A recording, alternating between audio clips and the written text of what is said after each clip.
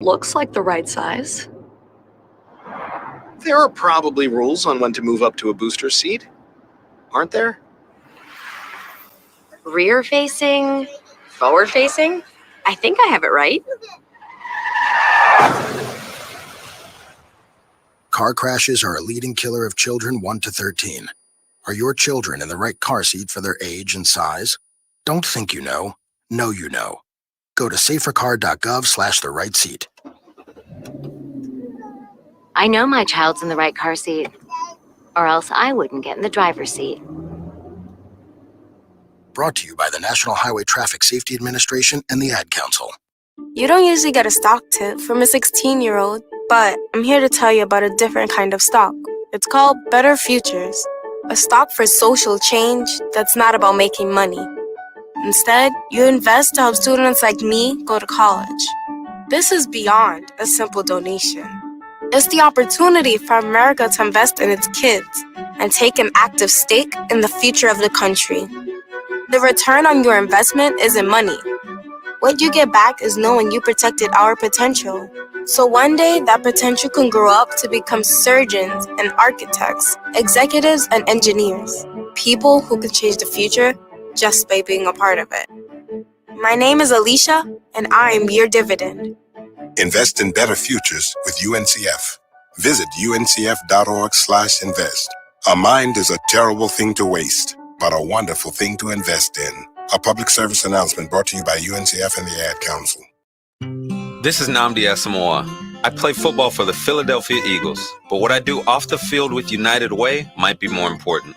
I'm a volunteer tutor and mentor. Why? Because over 1 million kids a year drop out of school, and that's not okay. It takes 12 years to create a graduate, but it takes about the same time to create a dropout. And the difference between a child becoming one or the other could be me, or it could be you. Studies show that if we get to these kids earlier, their chances are better. And kids who read well by 3rd grade are more likely to graduate. So join me in United Way. Suit up and take the pledge. Become a volunteer reader, tutor, or mentor. Because when a child succeeds, we all succeed. Give, advocate, volunteer, live united. Take the pledge at unitedway.org. Brought to you by United Way, the Ad Council, and the National Football League.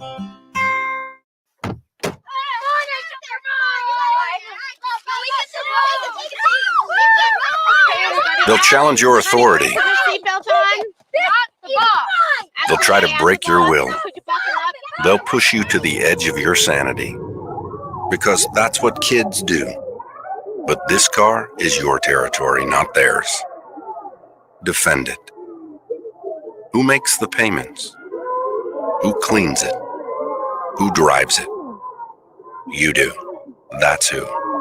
And in here, your word is law. So when you say you won't move until everyone's buckled up, you won't budge an inch. Until you hear that click. Never give up until they buckle up. A message from the National Highway Traffic Safety Administration and the Ad Council. For more information, visit safercar.gov/kidsbuckleup. Let's go inside the mind of a 10-year-old. I should have worn those earrings today. I like those earrings. Gabby has those awesome earrings. I need to ask her where she got those, but that's just what she would want me to do. I'll have Michaela ask her for me. Buckle up, Sarah. Yeah, but then Michaela will be like, why don't you just ask her yourself? That's just like Michaela. Sarah, buckle up. Michaela's such a great name. I wish I was called Michaela. There's like a dozen Sarahs in my class. Hey, we're not hitting the road until you buckle up, honey. Oh yeah, seatbelt. I forget sometimes because my brain is like busy, you know? I wonder if there's pizza at school today. Sometimes it can be tough to get through to your kids, but it's not impossible. Always make sure they're wearing their seatbelts, even on short drives. Remember, you have the keys, you have the power. Never give up until they buckle up. A message from the National Highway Traffic Safety Administration and the Ad Council. Visit safercar.gov/kidsbuckleup for more information. Be fearless at MMA Long Island and Seituha Karate. Located at 28 Colt Court in Ronkonkoma, MMA Long Island is the martial arts school for you if you want to learn combat-proven techniques, build confidence, discipline, and self-esteem while learning real martial arts to fight back against bullies, predators, and peer pressure. MMA Long Island offers group and private lessons for all ages and levels in traditional Goju-Ryu karate, MMA, and self-defense. MMA Long Island is one of Long Island's most affordable martial arts schools. There are no promotion, belt, or membership fees, and family discounts are available. All classes are taught by 7th degree black belt Sensei John Benedict with over 30 years teaching experience. So whether you want to get in the ring or protect yourself and your family, MMA Long Island can help you reach your goals. Visit MMALongIsland.com. That's MMALongIsland.com or call or text 516-381-9660. That's 516-381-9660. Do current market conditions have you nervous? Our experienced team of financial professionals at Heritage Harbor Financial Associates understands that no two investors are alike. We all have different goals, needs, and appetites for risk. That's why the one-size-fits-all approach does not work, especially when planning for retirement. At Heritage Harbor Financial Associates, we analyze your unique investment style so that you can work toward your individual retirement goals on your terms. Heritage Harbor Financial Associates can help you take steps to reach your retirement goals by providing a wide array of financial products to fit your needs, even for the risk adverse. Give us a call at 631-331-6599 to learn more or to set up an appointment with one of our financial professionals. You can also find us on the web at hhfa.org or on Facebook at facebook.com/hhfa.org. Our number again is 631-331-6599. That's 631-331-6599. Investments in stock, bonds, and mutual funds and variable annuities are not FDIC insured and are subject to fluctuation in value and market risk, including loss of principal. Heritage Harbor Financial Associates offers securities through AXA Advisors LLC, New York, New York. Member FINRA, SIPC. Annuity and insurance products offered through AXA Network LLC. Edward Lehman has been a trusted insurance advisor for over 16 years with insurance solutions for auto, home, commercial, life, and retirement. He's located at 54 Sunnyside Boulevard, Suite H in Plainview. That's just 1,000 feet south of 495. Local agent, local advice. The time to think about insurance is before you need it. So do yourself a favor and before you pay your next insurance bill, give Ed and his team a call, 516-935-3900, or visit him online at www.allstate.com/EL. Edward H. Lehman Insurance is your trusted insurance advisor. Ranger Station, Ranger speaking. Hi, I'd like to report a bear hug. Okay. Well, we were building a bonfire, and I saw some, dry brush and leaves around, so, I said to move the bonfire somewhere else, and out of nowhere, Smokey Bear shows up and hugs me. So you noticed some wildfire hazards and moved your bonfire to a safer location. Yeah. Yeah, that's Smokey, all right. He likes it when people help prevent wildfires. It hits him close to home. Not everybody gets the hug, my friend. So that's pretty special to get a hug from Smokey Bear. So it was him. Hey, guys, I told you it was Smokey. Okay, well, congratulations, my friend. And thanks for calling. There are many ways to prevent a wildfire. Learn how you can do your part at SmokeyBear.com. Only you can prevent wildfires. Sponsored by the U.S. Forest Service, Ad Council, and your state forester. Hope you enjoyed your meal. And I just want to say, he's lucky to have a brother like you. Lucky? Caring for my brother is far from easy. Waking up every day, lifting him from the bed to the wheelchair to the car to get him to therapy on time. It's no small task between the doctors and the diagnosis, but nothing can disable this love. This is my big brother, my hero. He's part of me, like my arms and legs, so I'll be his. See, there's no time for tired. This starts again tomorrow. He'll be waiting for me. I wake up for him. I know he needs me, but I'm the lucky one, even though I need help now and then. If you're caring for a loved one, visit aarp.org/caregiving for care guides and community, or call 877-333-5885. Caregiving Resource Center. Support for your strength. Brought to you by AARP and the Ad Council. It's the Worldwide Sports Radio Network. What are you talking about? No, it's not him. There's only one more. There is only one more. That's it. One more. Get arrested! No! They saw your team put up zero effort. Wake up! Remember in the old days, they used to have oxygen for them. Where's the oxygen? Play like absolute just garbage. This is the Sports Loudmouth. Yay! Man, can you keep it down? I'm trying to introduce here. With Errol Marks, Speedy Petey, and Tyler Harrison. You're not even a has-been. You're never was. You're never was. You're never was. We are back, ladies and gentlemen, for another show of the Sports Loudmouth. I am the host, Big Easy, Errol Marks, and my co-host for tonight, no, it isn't the mothball, Tyler Harrison. I don't know where the hell he is. Friendsgiving, which I thought was last month. Friendsgiving, which Thanksgiving has passed. Right. 2 months ago? Yeah, and I thought usually that was before Thanksgiving. What the hell is going on with Tyler Harrison on Thursday nights? Is it Thursday night football, or is he having karaoke night with somebody else? Probably. I don't know. Probably. Anyways, we'll roll it out.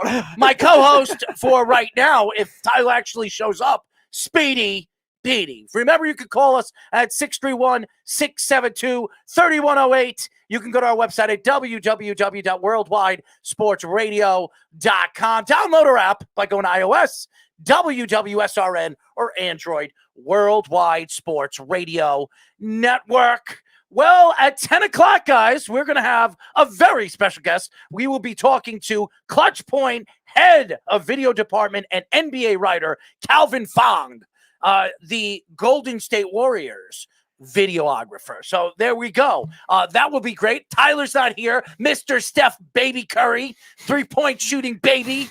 Damn it. Tyler might just magically reappear just for that and then leave.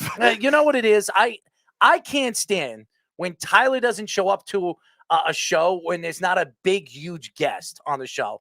If it's Sean Merriman that we had on a couple of weeks ago, I'm sorry, Merriman, or somebody else that we've had plenty of times on our show, he would show up. If there's no special guest, he'll find a way to make an excuse not to be here. At 10:30, we will be talking to athletic NBA copywriter and analyst Trevon Edwards. I like that. Trayvon. Ooh, Trayvon. Could you do that? Trayvon. No. We'll do that when he comes on the show. There we go. Oh, as everybody knows, we have a lot to talk about. A lot of football today. We have obviously Thursday night football, Kansas City Chargers. This is going to be a really good game right now. Kansas City's up 10-0. But we'll talk about the games. We'll go through the week 15 in games because this is a very important week, especially. But what's going on? Snug says Trayvon is glorious. Yes, it is. It's a very glorious name. We will get into week 15 in this week in football. There's a lot of big games, a lot of games that are going to be must win for a lot of teams. We will go through that. We'll get into the Jets and Giants this week and what they need to do for the rest of the season and what they need to do. We'll get into what they should do in the offseason to make these teams better. I've got some thoughts to that moving forward for the rest of the season. So we'll get into that. We didn't get into the strike or the lockout in baseball. We will do a little bit of that today. A lot of hockey going on, but nothing very important. We will talk a little bit about the Rangers playing as well as they are and the Islanders playing garbage hockey. So we'll get into that, which who would have thought that the Islanders will be playing garbage hockey right now, but who would have? And we'll get into some basketball. But first things first, today was a crazy day for me, okay? Today is Thursday. I usually get my hair cut, and I usually go to the dry cleaner every Thursday, either to drop off my dry cleaning or pick up my dry cleaning. So the funny story is I pulled up to the dry cleaner in Center Reach, Long Island, and there's a parking spot. There's 2 parking spots for the dry cleaner, okay? There were 2 open spots. So I pull up to the first left open spot.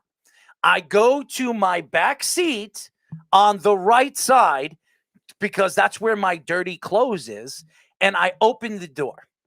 and I'm leaving it open because I'm cleaning something on one side because I spilled something, and I'm trying to grab all my clothes so I could bring it into the dry cleaner. All of a sudden, I hear this beeping, beep, beep, and this lady with her brand new Mercedes has her head out. She looks like she's 78 years old or 80 years old, rude as hell, looks like a cat fiend because she smells like shit. Excuse my language, but she did. All right. And she's beeping her horn, telling me to close my damn door because she's trying to find. Then I closed my door. She's still yelling at me, calling me an idiot and a moron. I did nothing to this lady, by the way. Absolutely nothing, but besides grab my clothes and trying to clean up the mess that I left in my back seat.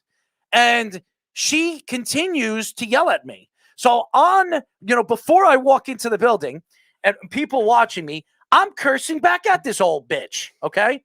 And let me tell you something.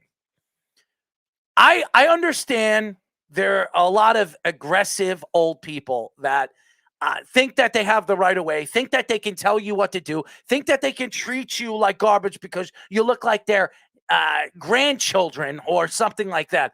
But I'm not going to let some old woman talk to me like that. Oh, no. And I was on the phone with my girlfriend and her mother, and they were on speakerphone. Okay. And they were listening to what this lady was doing in her car right beside me. Okay. So while she came inside the dry cleaner, my girlfriend and her mother are screaming on the top of their lungs at this old lady while she's cursing at me as this Asian woman, the Chinese woman that runs the store is telling me to calm down. But this lady is like telling me I'm an idiot. I'm a jackass. Who the hell are you? Who the hell do you think you are? I don't know what the hell I did. I left my door open. Okay. So hey, Guinness World Records, if you're listening, this might be the record for decibel level among two cars. I've never seen some old person or just a person as a whole have the nasty ability to piss me off so far and so long that I just wanted to choke the old bag. Okay. She was a nasty, wretched old woman. And even when I was walking out, I told her, if you were a guy, I'd smack the shit out of you. Okay. That's what I said to her. And two older guys are looking at me, telling me, could you treat an old woman with a little respect? Tell this old bag not to talk to me the way she did. I didn't do anything. So that was my day. Okay. At the dry Who was the cleaner. loudest of the four? You, the her, older woman, her, Brittany, or Brittany's mother? Brittany and Brittany's mother. Brittany and her mother was screaming on the top of their lungs. And Brittany was telling me if I was there, I would have gotten the old bag's face and smacked her. I would never put my hands on a woman. Okay, just never. But the way this woman was treating me and talking down to me like I was doing something to her, like I was going to. I left my door open, my passenger door open for a second. She's beeping her horn and calling me an idiot just because she couldn't get it to. First of all, there's zero tolerance for that. Okay, have some respect. All right. Ben says, doesn't Tyler make you feel that way every show? No, I don't think Tyler makes me feel that way every single show. Even though sometimes it's a little more predictable with Tyler. He's a stupid ass. We all know what Tyler is and what he's all about. Yes. Okay. He'll defend Steph Curry and Tom Brady till the day he dies, and bashes Aaron Boone the day he dies. Absolutely. And besides that, Tyler doesn't know what the hell he's talking about half the time, so it doesn't make any sense when he does argue it. But that's just my opinion. Go ahead, Speed. On a lighter note, Snug says, yesterday was an important day, National Cupcake Day. I think it is important for us to take a moment and reflect on soft, sweet, creamy icing uniting in the most perfect baked good ever. Thank you. If you want to get fat, remember Cupcake Day, okay? That's the perfect day to squeeze the crap out of the juices of that cupcake. The juices. Yeah, the juices. The cream. The juices, the cream, everything. The sweets out of a cupcake. It's like also, so who wants oxygen when you can get nitrous oxide? You could have flown me in and I would have co-hosted.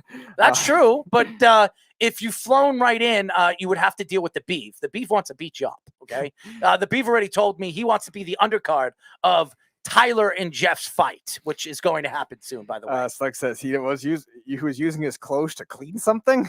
I have no idea, but what are you talking about? My clothes? What's going on? Slug. Snug, I don't know, but this elderly lady was a very wretched old bitch. Okay, so And she said, anyways. and he says, I don't know. She seems pretty smart. I kind of like her. LOL. She's Well, good. spicy. I love it. Yeah, she's spicy because she's yelling at me and calling me idiot, moron, a lot of other nasty words I'm not going to use on the top of this show. But And anyways. what could be more fun than an afternoon fighting with the elderly? Yeah, well, I swear I should have recorded it and played it on this show. That would have been very interesting.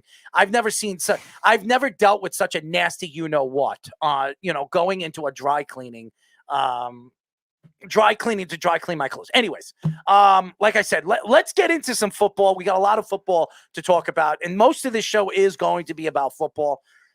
It's so funny because early in the day, Anthony Anderosi, if anybody doesn't remember him, Caged in MMA, my partner in crime, he's a huge football fan. Played college football for Rutgers. Oh, wow. Yes. Mm-hmm. And was a pretty good football player. And now he, obviously he's a judge in MMA. He's a referee. We were talking about football, and we haven't had a good conversation about football in a very, very long time. And he's a big Giant fan. So we were getting into the Giants and the woes of the New York Giants. And he was telling me the Giants need to get rid of practically every single player on that team to rebuild from top to bottom.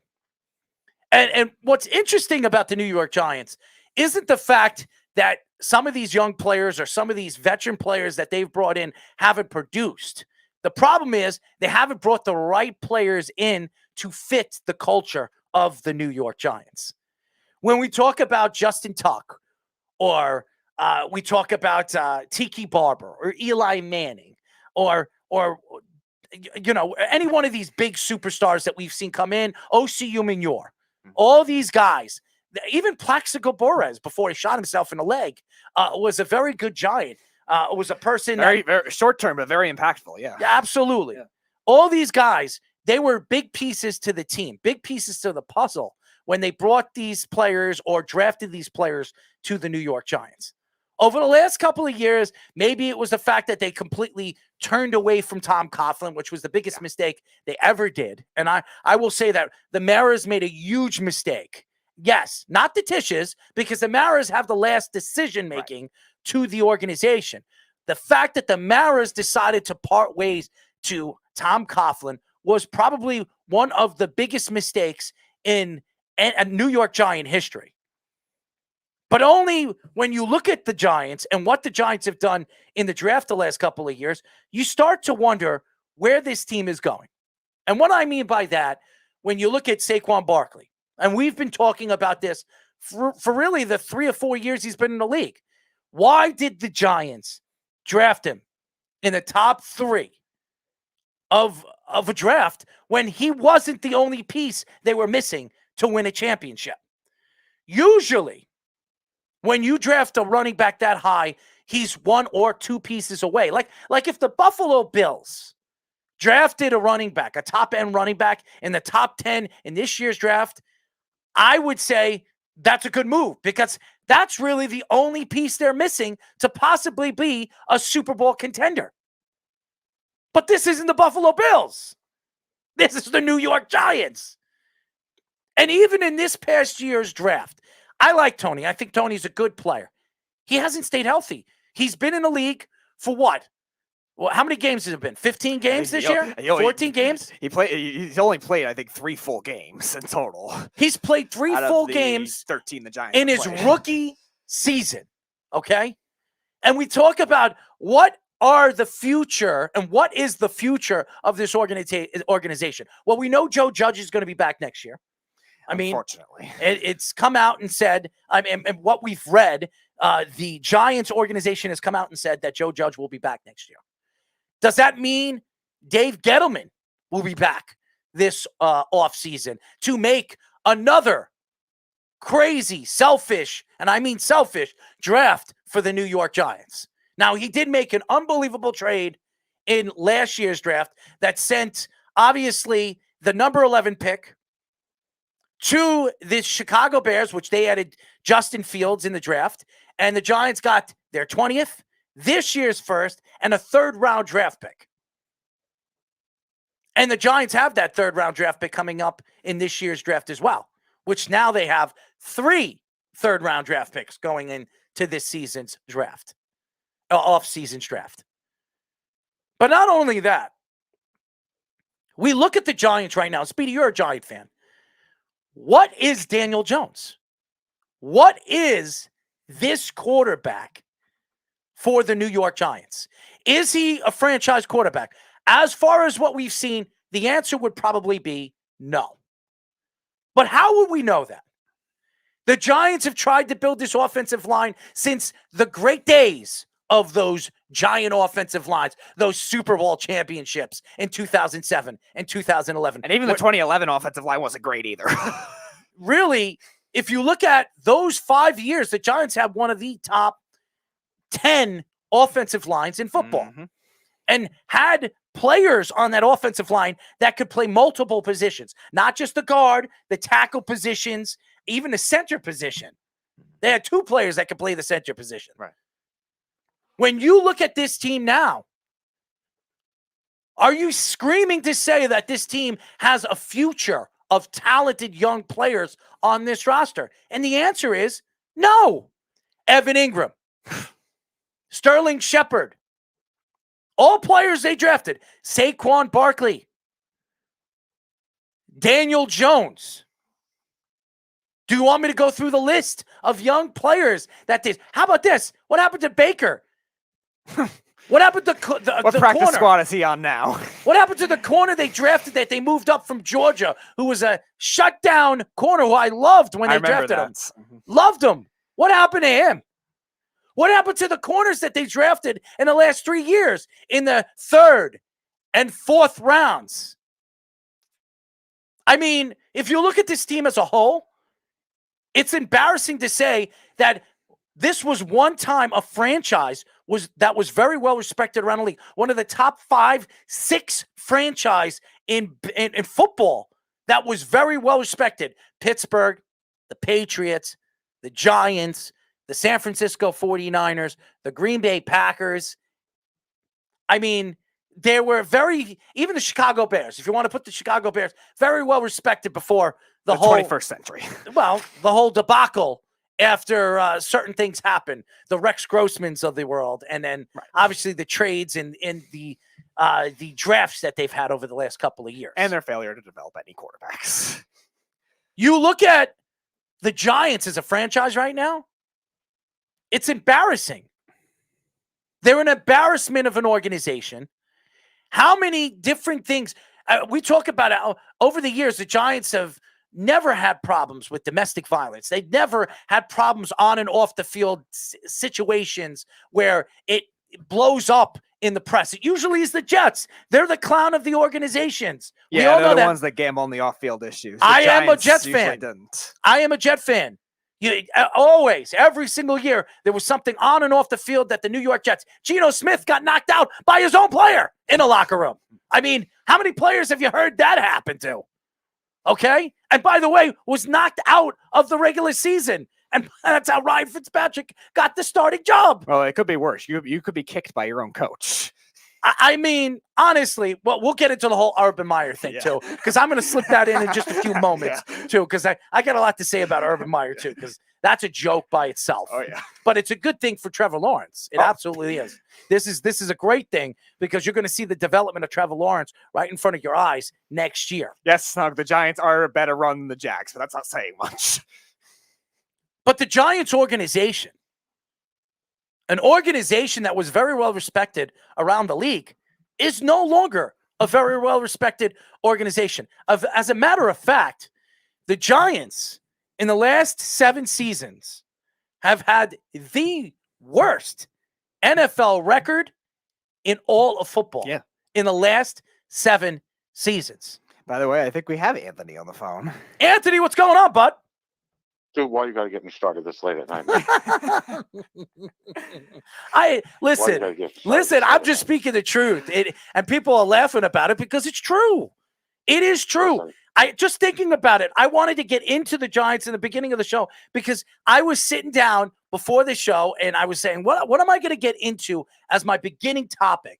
And it has to be the Giants. Because if you look at the numbers and you look at their record in the last 7 years, it's not even close. The Giants are the worst franchise in professional football in the last 7 seasons.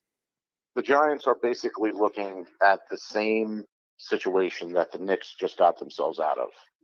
No, or putting himself even deeper. If not even worse. Why? Because they haven't fired their office yet. And I think when you said earlier in the show, you know what I mean, in terms of giant culture, you're absolutely right. There's certain players that fit a giant culture. And unfortunately, this team, there's maybe 8 that fit giant culture. And unfortunately, that doesn't fit chemistry. Well, they're easily noticeable on who the guys are that you keep. You keep Martinez. You keep Nick Gates. You keep Andrew Thomas. In terms of any of the offensive skill players, you could get rid of them. You could get rid of them and start completely over, to say the least. Get rid of them. You know, in terms of defense and all that stuff, forget it. You know what I mean? It's honestly, you might as well just have a fire sale, see whatever the hell you can get, and then move along. Gettleman's got to go. Judge's got to go. He's not ready. All the offensive coordinators and the 52 assistant coaches have to go as well. Judge is not going anywhere because it came out about a week ago that Judge is going to have a 3rd season. He is going to be the Giants head coach next year in 2022. And why are they keeping him? Why? Just so they could say, oh, well, we're not going to screw up on another head coach. Okay, so what? You're going to keep him for a 3rd year? You know what I mean? Which is going to happen. But plain and simple, you can't let Gettleman control those picks. You let Gettleman control those picks, it's no good. And the other thing that the Giants have to get away from is hiring from within. Yeah. Forget about hiring from within. Ernie Accorsi was not hired from within. George Young was not hired from within. It doesn't work. One name that I keep hearing over and over again that's a possibility, and his name came up in past situations where they were hiring general managers, but they never pulled the trigger on him, was Scott Pioli. Yeah. Scott Pioli was, if anybody remembers, Scott Pioli was one of his last general manager jobs was with the Jets when Parcells was there. And lo and behold, who the hell is Scott Pioli also? Bill Parcells' son-in-law. You know what I mean? So, I mean, there is some kind of, a lot of people be like, oh, yeah, well, what the hell does that mean? What does that mean? It probably means a lot. Because you can't tell me that somebody doesn't pick somebody's brain. And if anybody saw that Manning cast from a couple of weeks ago, an 80-year-old Parcells is smarter than a hell of a lot of these guys that are head coaches in the league still to this day. Sharp as a tack, even at 80 years old. He probably 1/80th of his brain would probably be better than any of the Giants coaching staff right now. Absolutely right. And the only reason why his numbers probably in history of you know, coaching, you know what I mean, in regards to how many wins he has and this and that, you know, the only reason why he didn't probably have as many because he took those breaks in between coaching bids. But every place that he went, he had a winning record or transformed the team. And you're not going to get that. You're not going to get that from all of these coordinators. It's not going to happen. It's not going to happen. I also think when you look at the New York Giants as an organization and you look at and the off seasons that they had last year, they brought in Kenny Golladay, which I said it was a big mistake. They were waiting on Kenny Golladay. He went to he got a chance to look at the stadium. He had a chance to go look at the training and area and everything. He left and then he came back again. And everybody said he left a second time. And the Giants, everybody was saying, well, they're not going to get Kenny Golladay. Everybody makes Kenny Golladay look like he is one of the best wide receivers in football. And Kenny Golladay, even though he's had a very good career with the Lions, he's big, he's strong, he can run routes. He's not a number one, and he's barely a number 2. He's too inconsistent to be a number 1, even with Detroit in his peak years. And his best games are very good, but he's only really a physical guy. He's fast for his size, but he's not overly fast. And the game is kind of shying away from that when it comes to a concept-based thing. And that's kind of what you were saying, Anthony, with this coaching staff, too. It seems like a lot of them are not really adjusting to this modern NFL. And maybe the Giants, because they're stuck in their ways, have that kind of issue. Would you pay a guy close to $80 million who only has 21 touchdowns in his whole career and 3,492 yards?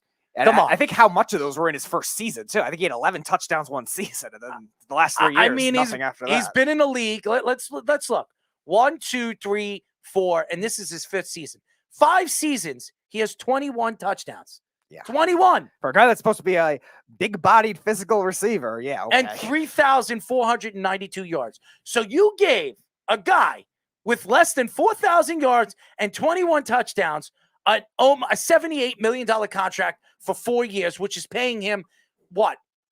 5th or 6th right now in the league, as the highest paid wide receiver in the league. What are you, nuts? And as I correctly suspected, 2019 had 11 touchdowns. Is that other 4 seasons combined? 10. I mean, if you're a Giant fan, you would be happy. If you really think Galladay is going to be the answer to anything, you're basically in desperation mode, like I was saying earlier. You went for Galladay, or Gettleman went for Galladay out of desperation mode. Why? Because on paper, and I'm not. We had this discussion a long time ago when I called in, when Tyler was on his tangent that Barkley is the next Barry Sanders. Oh, yeah. And all that. If you remember that conversation, the Barry Sanders show. We'll call that the Barry Sanders show. And you know what I mean? And it blows my mind that with the same thing on paper, technically the Giants should have been better. Like the defense, as I said when I was talking to you earlier, it's arguable that the Giants were a top 10 defense when they ended the year last year. It's you know what I mean? It probably, I would say top 10. I think Errol, you said top 5 when they ended the season.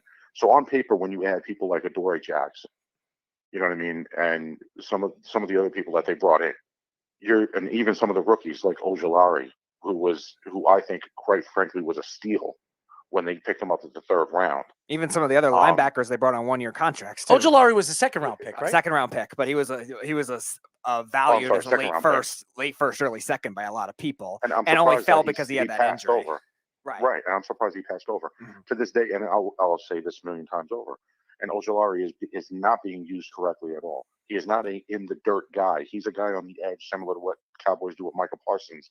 And not to mention he's playing on the opposite side of Leonard Williams, which really defeats the purpose. It makes no sense to me. Back when you look at the Giants in the '80s and all that stuff, Leonard, who was on the outside shoulder of Leonard Marshall, Lawrence Taylor. It's just the way that works. You can't put Ojulari with his hand in the dirt, thinking that you're going to get that same Kiwanuka or Tuck thing. It doesn't work that way with Ojulari. And he didn't have his hand in the dirt when he had his first 5.5 sacks in the first half of the season. And then what happened? They started playing with his hand in the dirt, and he's only had, I believe, 1.5 since. Yeah, it seems like he gets a lot of almost sacks now, but hasn't gotten the same level of sack production as the first 5 games. And the other problem, too, I think schematically, Joe Judge is trying to bring the Patriots hybrid type defense to make it work with the Giants. And I don't know if the Giants necessarily have enough versatility for that. You don't, and the whole thing is you don't have those players. There's certain guys that they covet, and I have no idea why. It's almost like that Mitchell Robinson bullshit, where they think that they're going to develop into something, and they keep giving them reps when there's certain guys they shouldn't give reps. Ojulari, yeah, you give them reps. You know what I mean? Why the hell Lorenzo Carter and Tay Crowder I can't stand Tay Crowder. I don't get it. I don't get it. I will never get it. You can let me, eat all the retard sandwiches in the world. I'm still not. Oh, I like a retard sandwich. I like it. Well, I mean, retard sandwiches are usually part of my. I'm sorry. Mentally challenged sandwiches. Let me get this straight. Who knows? I'm going to protest outside your door in 2 seconds. So, with that being said, you know what I mean? Those sandwiches are usually reserved for the schmucks that think, oh, let's give up the first 2 picks in the top 10 or the top 8 picks, within the top 8 picks of this year's draft to get guys like Russell Wilson. Yeah. Wow. That's another. Yeah. Let's get a top tier quarterback in when we can't even protect him from like a friggin' dry fart. Hey, why don't we hire Tyler Harrison as one of the offensive linemen, because that's who he wants. He wants Russell Wilson. By the way, Speedy, read what people are writing, please. Slug says, well, you got to keep Saquon Sanders or Barkley. Alex Slow says, speaking of knocked out, I hope Jake Paul gets put to sleep by Woodley on Saturday. So do we. Slug says, I think that Mike Judge is more interesting than Joe Judge. Maybe the Giants can hire Isaiah Thomas as a consultant to work for the Knicks. And Alex says, it's like when the Redskins had Bruce Allen as their GM. He sucks too. Yeah, I'm not going to say Dave Gettleman is that bad, but still, it's not good. Well, Bruce Allen, he had terrible drafts, and his off seasons and the players that he brought in when he was there were horrible. Not only that, he was also the same guy that in 2016, right before NFL free agency started, was on vacation for about a month. To me, and I don't want to go on the Giants the whole show. I would say if you're a Giant fan out there, you shouldn't be excited for what we've been hearing going into the offseason, because I did also hear that the Giants, being that they might be keeping Joe Judge, might sit on Gettleman for another year. Now, if that is the case, because listen, if you're going to bring in a GM, you're going to want the GM to decide what he wants to do with the coach. And if you're already saying that you're protecting the coach, why get rid of Gettleman? What would be the point of getting rid of Gettleman if the GM that you're going to bring? First of all, no GM's going to take this job if they can't pick their own coach. They're not. They're not going to do it. And if Judge is going to come out and say, I want to keep Daniel Jones, I want to keep this guy, I want to keep that guy, how is the GM going to be able to do his job? There is one GM out there, even though he's not a GM. There's one guy that he's a candidate that's constantly been known in a lot of circles of getting interviews. I don't know why he hasn't gotten hired in some place, which, I mean, I think the guy's worth a chance. And you hear it a lot when he does the play-by-play. It's almost like he's doing an on-the-job interview for the Giants half the time when he's calling some of the nationally broadcasted games. Louis Riddick. Right. Louis Riddick wants the Giant job in the worst way possible. And whenever you hear him do the play-by-play, he is overly analyzing everything that the Giants do, this, that, what Judge does, this, that, that. He is probably the only person that would want to give Judge a chance out of all of the other candidates for the job. And at least somebody that has a modern pulse on the game, too. It just doesn't seem like a lot of these Giants coaches or executives have that kind of thing. And I'm telling you right now, if we have Kevin, not to cut you off, Speed, if by some chance they go from Gettleman to Kevin Abrams, you might as well just keep Gettleman. Right.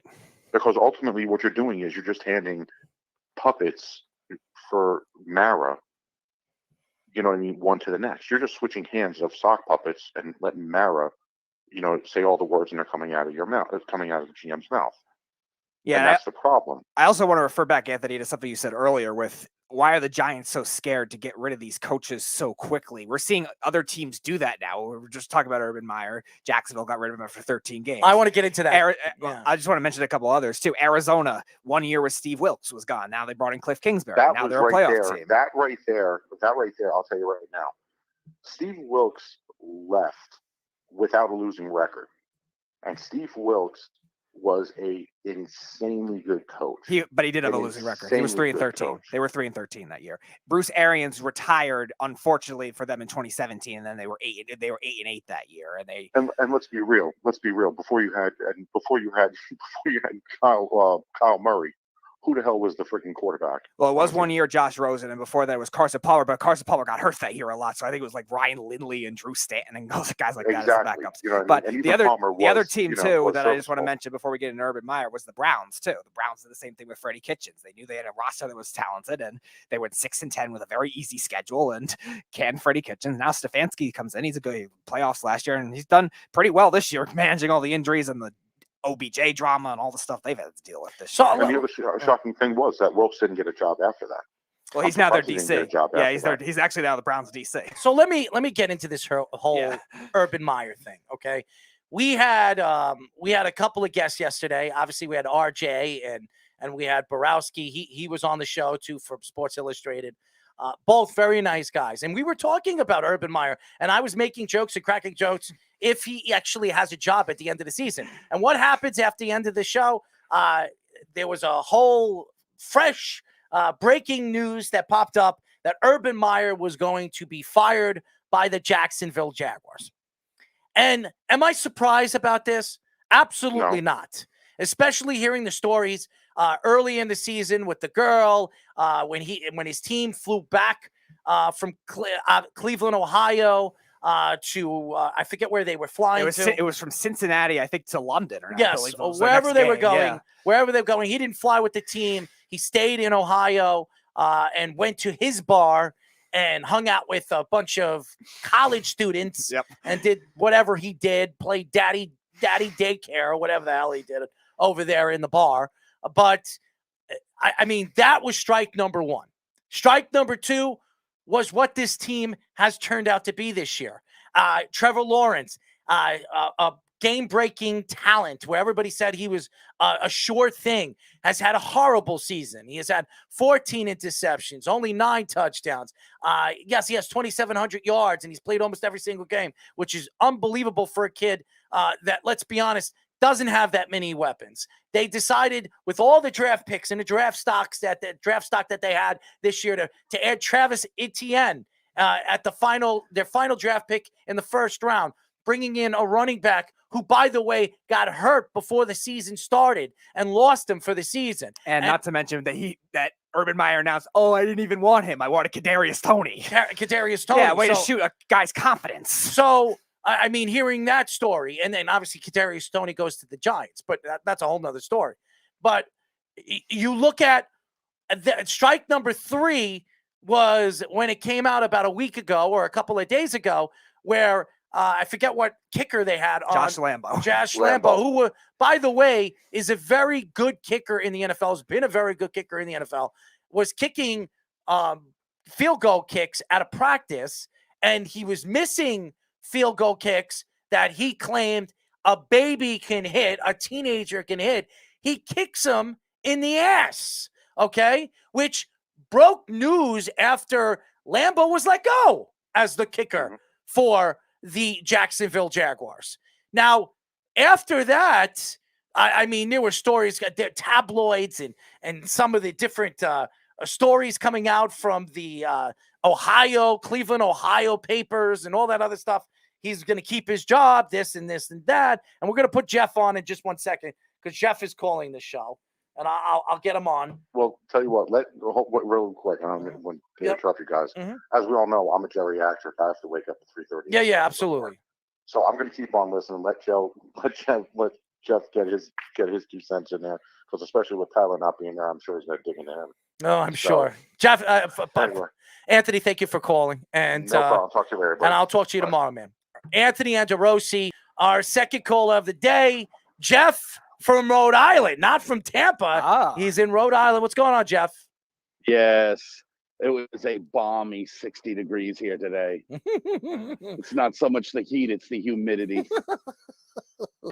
Don't tell that to Tyler. Hey, listen, bring it. I told you, I'm here now. This is how much closer does he want me to get? That's true. What would you like to talk want me to get? What would you like to talk about? Urban Meyer shouldn't have been fired. You really don't think so? Dude, he kicked Josh Lambo. Who cares about Josh Lambo? Mm-hmm. Did you Does hear? anyone care about Josh Lambo? No, nobody cares. But the fact is that he's been, this season has not been a good season. I know he's a rookie coach in the NFL. This is a guy that's a very well-respectable coach, not only in college football, but around the league. And how many people, when he came and he took the job from Jacksonville, how many people loved this move, loved the fact that Urban Meyer was coming to the NFL. His style of play was going to help Trevor Lawrence develop. Trevor Lawrence hasn't developed this year. I know he's a young quarterback, and it takes 3 years for these quarterbacks to develop, but he hasn't had a good season. And then Urban Meyer's daughter speaks out today, and you should read this article because I'm reading it right now.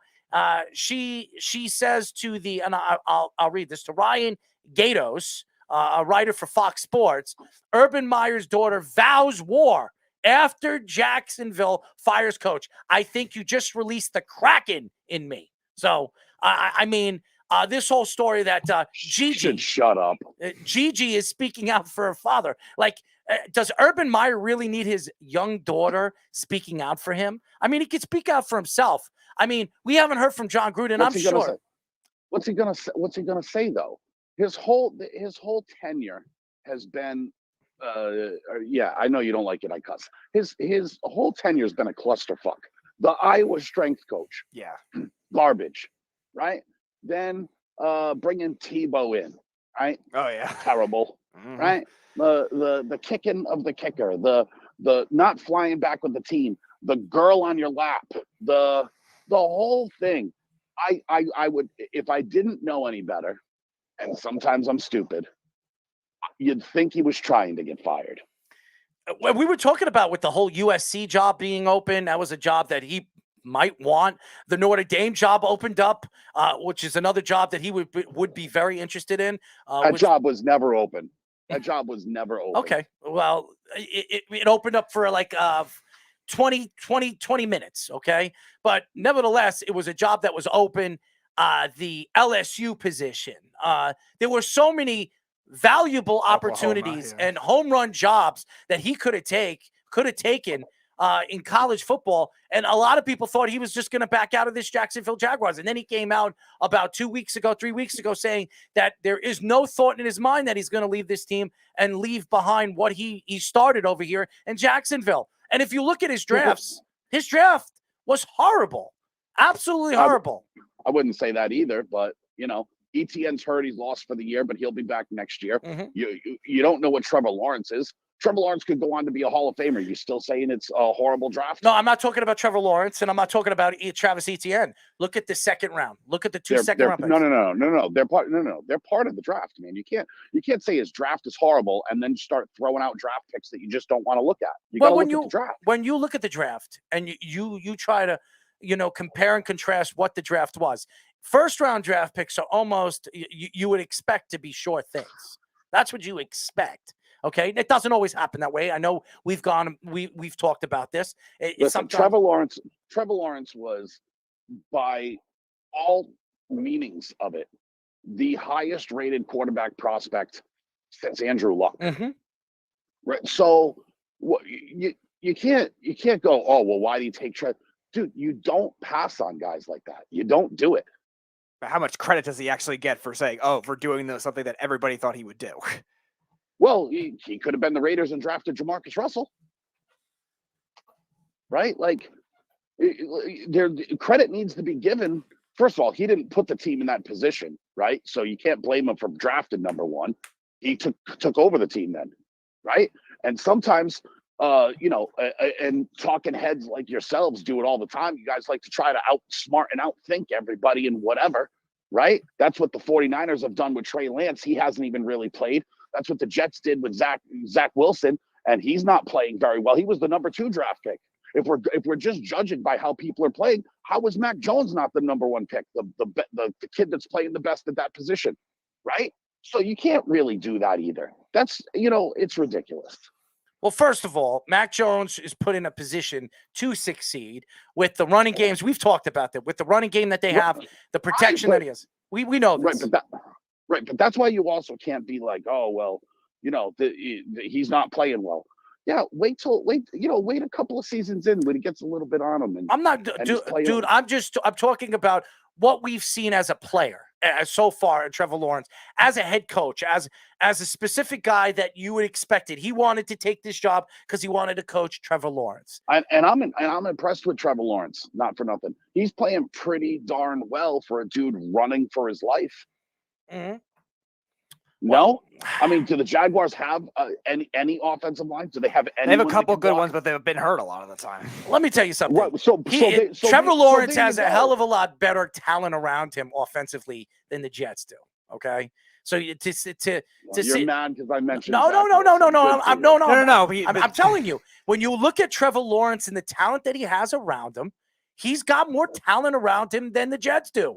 So hold on at skill positions, yes. Okay, at skill positions. But if you're not standing back there long enough to even find a guy to throw to, it doesn't mean anything. Which is fair, but again, the Jets have also had offensive line injuries too. Mm-hmm. Now, I think Jacksonville's line though went fully help. No, we're not comparing. No, but you brought Zach Wilson. No, you brought Zach Wilson up. And I'll say the same about the Jets and Zach Wilson. You got hurt. I'm not. I'm trying to explain what I'm trying to get at. I don't like what Robert Saleh so far and what's his name, LaFleur has done for Zach Wilson. They put him in a position to fail. Okay, he is not succeeding because of the coaching of Robert Saleh and LaFleur. Okay, the same thing with Urban Meyer. Urban Meyer, and I'll say this again, Urban Meyer is very well respected throughout college football and even the NFL. He was the best. Everybody was talking about the best coach that was hired this offseason from a team. Everybody was so excited about. He's really not. He's really not respected, though. I mean, you get like people respect that he had a winning record, but he's not respected. He's like Dabo Swinney. He rules by intimidation. He's a piece of shit scumbag. He helped cover up the Aaron Hernandez thing in Florida, right? Like you could go anywhere Urban Meyer has gone. He has left whatever organization he has been with, except for Utah, in a worse position than when he got there. Well, that's because he built those organizations too. I mean, no, that's not even close to true. You think he built the University of Florida? You think he did all of that himself? Florida's been a good job in the SEC since forever. Absolutely. Steve Spurrier did a good job coaching there. What he did was he brought in a bunch of scumbag players, broke a bunch of rules, and when he left that school, he left them on probation. And same thing with Pete Carroll with USC, and a lot of good coaches have done that. A lot of obviously, what we've seen in college football, a lot of these coaches have bought themselves out of the position and out of the jobs that they had with those particular schools, and we've seen that. Lane Kiffin being another one. Okay, just because he has a winning record doesn't really mean he's respected. Look at what happened to him at Ohio State, Jeff, with the whole assistant coach and all the racist shit that he was saying. And just because he was winning, the boosters were like, well, screw it, let's keep him. We're going to a national Jeff, let me ask you a question. Honestly, when people were talking about before, obviously Urban Meyer was hired by the Jacksonville Jaguars. Okay, you're going to tell me that people weren't excited that the analysts and outside of the NFL that Urban Meyer was coming to the NFL and he was going to take a job with the Jacksonville Jaguars? You're going to tell me that nobody was excited? How many people did you know said that's never going to work? Basically everybody. Yeah, most people did. But there were some like there were a lot of people that loved it. They were thinking because he's the popular college coach that it was going to work. But again, the good college football fans know that kind of thing was going to crash and burn with his ego. Everyone I know was like, this is just never going to work. And they were counting down to implosion. No one ever expected the implosion to happen this quickly, but they all saw it coming. A lot of the college coaches that a lot of people are thinking are going to work in the NFL are more for the offensive scheme type things, not really like the big flashy names. I mean, the big flashy names are always going to get mentioned. Everyone's like, oh, when's Nick Saban going to return to the NFL? Yeah, Urban Meyer was like that for a while. Dabo Swinney, the last 2 years, has now been in that conversation. What was the most recent one? He was going to be the Raiders were interested in hiring him as a head coach. Yeah, hold on now. But if you want to talk about Dabo Swinney, since you're bringing him up, how many people think Dabo Swinney's a good coach? Not many, I know. Well, a lot of people don't like Dabo Swinney because he has a very unique personality. He's another one that rules by intimidation. He's the biggest dude in college football fighting the NIL rules because he doesn't want players to have any power. And not for nothing, let's see how good of a coach he is now that Brent Venables isn't there to help him. That was a nice hire too for Oklahoma too. That's going to help him transition but I'm just telling you, a lot of these guys. Listen, Saban's a good coach. He turns over coaches left and right. He's got Kiffin, and then he's got Sarkisian. Now he's got Bill O'Brien. He had Brian Daboll. He had all of these dudes. Every year it's a new coach. The train keeps rolling down the tracks with Nick Saban. Let's see what Dabo Swinney is now that his coaches finally left him. But I think he's going to be exposed. I also think the way the NFL game is transitioning too, a lot of the college coaches that are going to be brought up in these rumors are ones that are not necessarily ones with these big egos, but ones that are going to work well with young quarterbacks and make that kind of thing work. And I think Urban Meyer got kind of too cute and too egotistical with his own kind of culture, his whole kind of scheme, and trying to make it an NFL culture, which obviously it's not. And if you think Dabo Swinney is going to be a good NFL coach or has the potential, I don't think he's going to be an NFL coach. I don't think he's leaving college football. I mean, anyone who thinks that's probably wrong anyways. How do you think Dabo Swinney is going to handle but just name a team, someone has a commercial. I'll just the Raiders, because they were the most recent rumor. Right, but I'll just use the Browns in this instance because Baker Mayfield has commercials. Not that he's good, he just has commercials. You're already seeing a college coach that hates NIL and doesn't want them to have money because he wants to have all the control. What do you think would happen if he went to Cleveland and Baker's like, well, I'm going to go shoot this silly commercial with Alice Cooper about having his shoes delivered to the wrong house, right? He's going to hate it because he wants to have full control over their lives, over, he hates transfer portal because, he's going to lose players if he doesn't play. He wants to have full control. And guys that do that are terrible coaches. And besides the point, they're also terrible people. Stark says, OMG, Jason Garrett for GM. Oh, God. And then, first of all, the next guy that's going to coach the Jaguars before we go any further is going to be Byron Leftwich. I can see it's that. a moot point anyways. Really? You think? I think it's Dable. I think Dable will take that job if he gets offered that job. He's not going anywhere. That next coach, there's only 3 people for that job, maybe 4, but probably 3. I would have Leftwich second. The first guy I think would be Eric Bieniemy, just because Eric Bieniemy finished runner-up to Urban Meyer this last time. He had beaten everybody else out, and Shad Khan, for whatever reason, was like, screw it, we'll go with Urban Meyer. Nobody said he was the brightest. Brilliant. But not for nothing, and I don't know if Beav is listening because I hope this one's the one that happens. Kellen Moore, it could be a dude. Oh, God, please. Oh, God, please. He's completely transformed that offense. Oh, give me a break. Actually, we had a Cowboy guy on yesterday, RJ Ochoa, and he even said he's absolutely ruined that offense. 5 game span, that offense has been horrible, and they can't. Yeah, let me give you one example of a miracle that Kellen Moore performed earlier this year. Do you think about a miracle? If you could think of any miracle that could possibly happen, what would it be in your lifetime? How about Cooper Rush throwing for 325? Okay. And who did he throw against? Minnesota. I mean, Minnesota plays pretty good defense. Oh, their front Cooper 7 Rush, does. Their secondary is questionable. Come on, man. And I liked Bashaud Breeland in the past, but he really doesn't fit hold on, there. Patrick hold on, Peterson's hold had on. trouble. Terrific. It's still an NFL defense, and we're still talking about Cooper Rush. You don't see that as a miracle? Okay. Mike White threw 300, whatever, 400, whatever on the Bengals. Are we saying the Bengals secondary is any good? Mike White can play football. Mike White was actually a quarterback. Tell me where Cooper Rush went. Hold on one second. You're going to tell me. Hold on. All right. Hold on. Mike White was on the Cowboys practice squad, and Cooper Rush was on there over him. So that has to say a little bit. No way. You can't sit here and tell me that Cooper Rush.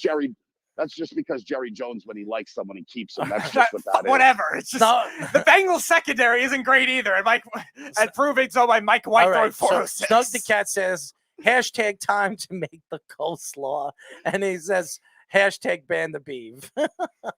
Oh, no. Make the beef move. Make the beef move. Snug also says Mike White for MVP. Dude, I'm just telling you, Kellen Moore's done a really good job. First of all, Zeke Elliott's been banged up all year. Tony Pollard's missing games. They're having offensive linemen out. And listen, I get it's still the NFC East, but the Cowboys still have one of the top records in all of the NFC. What are they, 3rd? They're 9-4. They're 4th right now. It's a 3-way tie for top 3 with the Packers, Bucks, and Cardinals. But that has a lot to do with what the Cowboys are doing defensively, and Micah Parsons is playing. I get it, but they're still scoring points, man. Some games they're scoring 40, 45 points. Like, they're still scoring points. No, I'm not taking that away from him. I don't think Kellen Moore is going to be a good coach in this league. I really don't. And Byron Leftwich, as good as he is over there in Tampa. We can agree to disagree on that one. He's got Tom Brady over there. I actually like Leftwich, though, because he also was on the Arians' assistant coaching staff with Arizona, too. And he was a Jaguar. And he was a Jaguar. Yes. Exactly. The golden boy returns home. Do you know what I'm saying? Like, that could happen, but Eric Bieniemy and Daboll are going to be the 2 big names that everybody's going to be talking about. I don't think Daboll is going to get any looks. Really? I don't think he's going to get any looks. Oh, I do. I think he's going to get a job. I do. I think he's going to get one too, just because I think there's going to be a lot more available than we've seen in previous off seasons. I think Chicago, obviously, they're going to get rid of Nagy. I think Minnesota will be available. I think he'll end up getting something.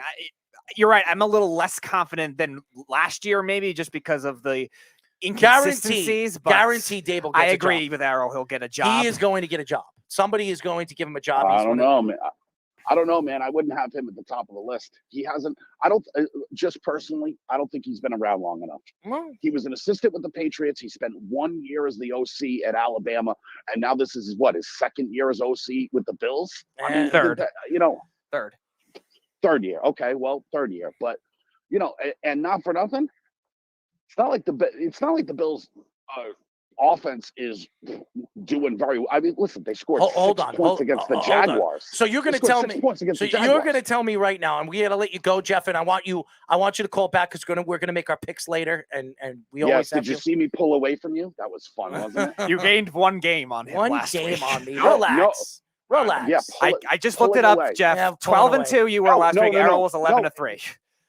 Right. Well, so we had 3 games different. We picked 3 games different, and I know I won 2 out of the 3. I know. Sure. Those were the 2. And Errol got the Rams right on Monday night. You picked Arizona.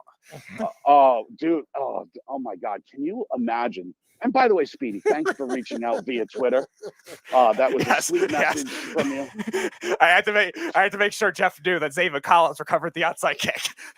If I could tell you how erect I was when that happened. I've been telling you about Zaven Collins this whole time, and bingo bango, he pops up on a Monday night. Do you see how the most big players play in the most important moments, and I couldn't think of a more important moment than recovering an onside kick. Special team stud. Not just special team stud, he's also playing defense. Well, obviously, but now you can add the special team stud to the list, though. Is what I'm saying. he's a man that wears many hats.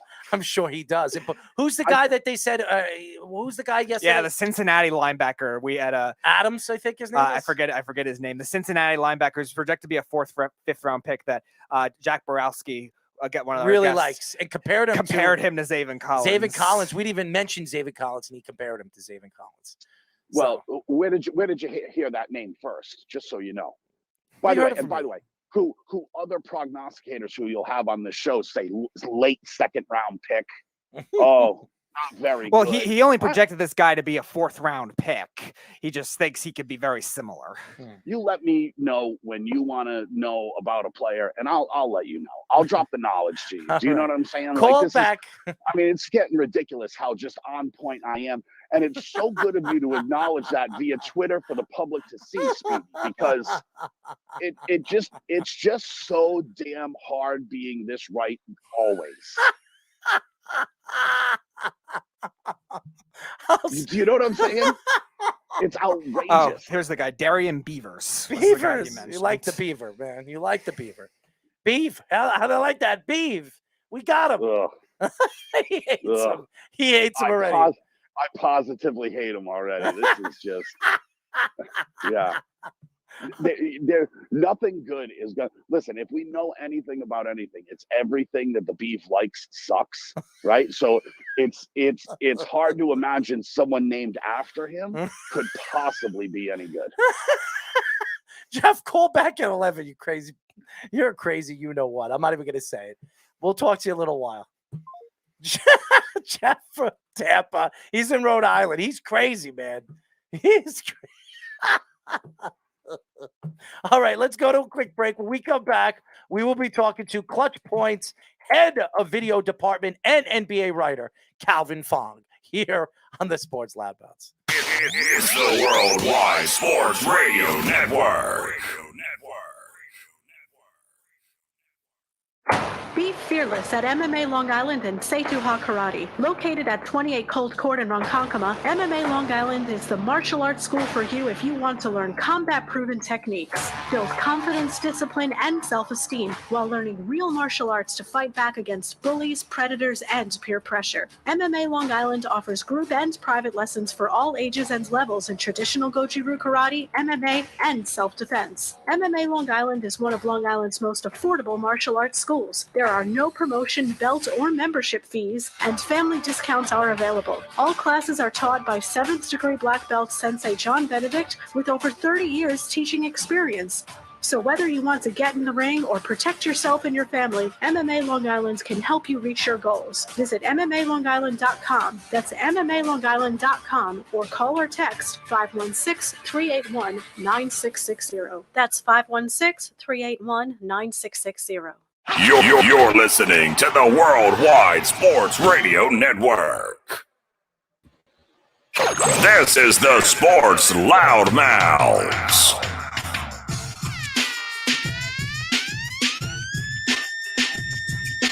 We are back, ladies and gentlemen. I feel like I'm Juice. You ever see the movie Juice with Tupac Shakur. Have you ever seen? I never saw it. No, I never saw it. I remember Eric describing it one time. You're too young. You're Yeah. too young. I remember Eric Coleman on the Weekend Clutch describing it, though. That's right. Eric Coleman, buddy. That's right. I mentioned the juicy. As you guys know, this is the Sports Lab. I'm your host, Errol Marks, my co-host, Speedy Petey. You can call us at 631-672-3108. You can download our app by going to our website at www.worldwidesportsradio.com. You can go to our app store or the application store on iOS, WWSRN or Android, Worldwide Sports Radio Network. What's the score of the game right now, Speedy? 14-13. Oh, so this is a close game. I can't see it because we have a camera. Yeah, it was 14-10 at halftime. They just got a field goal. So before we get to our guest, I don't know what's going on with these professional athletes and movie stars. I don't know if anybody knows who Chris North is. Okay, he was on Sex and the City, played Mr. Big. He's been on a couple of movies. You guys would probably know if you saw his face. He obviously has been accused for sexual assault to two women. I mean, I don't know what's going on in the movie business or in the sports business, but it's hard to believe that these athletes, these movie stars, think that they're going to get away doing something like this, a.k.a. Deshaun Watson. If it is true that he did it to 22, 21 different women, the domestic abuse that he had with these masseuses or massage therapists. Yep. I mean, first of all, why would you have 22 massage therapists? I mean, I mean, it doesn't make sense unless he really is trying to move from one massage therapist to the other. I don't know, but this is a disgusting story. And if it is true, a 67-year-old actor, very well known in the movie business, Chris North, should be absolutely rectified and thrown into jail. It's just disgusting. Absolutely disgusting. That's just my thoughts. Why don't we go to our guest, our first guest of the day. We are now talking to ClutchPoints head of video department and NBA writer, Calvin Fong. What's going on, Calvin? Hey, guys. Thanks for having me. Absolutely. It's so funny. Tyler, a.k.a. Mothball Harrison, our co-host, wanted to be here because he found out, yesterday before we were announcing you after the show that we were going to get you on today. Speedy was telling us that you used to work for the Golden State Warriors. So he is a big Steph Curry fan, and we're going to get into the whole Steph Curry thing because I got my own thoughts to Steph Curry. But tell the fans a little bit about you. How did you become, working for the video department and now the head of video department and writing for the NBA? Yeah, well, I didn't work for the Warriors. Maybe write about them a lot is what I did. Okay. Yeah, but I used to be a teacher. I was a middle school teacher for 6 years. And a while back, I was looking for a new side hobby. When my wife was pregnant with her first child, she went to sleep early, so I needed something to do at nights. And I love the Warriors. I've been a Warriors fan since I was a little kid, and so I wanted a place to write about them. And so I just started freelancing for different sites, different blogs. And then I eventually found a gig at ClutchPoints, just doing some writing for them, writing some articles. And then eventually they brought me on into the video department, working part-time, helping make some of their short videos, just 1 minute or less stories about the NBA. And that's led me here, now working full-time with the video department. And so I left teaching just this past year in June. And so I've been at this job for 6 months now, full-time. Congratulations, by the way. Hard work does pay off, as we all know, as we've been doing the show for a pretty long time, and we're working on some great things. Not only what we do on 103.9 FM here on Long Island, but on a major network in the very, very near future. But tell us a little bit about your thoughts with Steph Curry breaking the three-point record. A lot of people, a lot of New York fans thought and think that he purposely made sure that he broke the record in Madison Square Garden, which I think is a hilarious thought, but that's just... I went to the great Spike Lee meme. Yeah, but whatever the case is, what are your thoughts to Steph Curry breaking the three-point record out of, 780 shots or something like that, some crazy number. The fact that he has 780 three-point shots in such a short time is pretty crazy, but what are your thoughts of him breaking that record by Ray Allen? Yeah. 780, I think it was 700 games. Yeah, he did it. And Ray Allen did it in like 1,300. So it's like 500-600 less.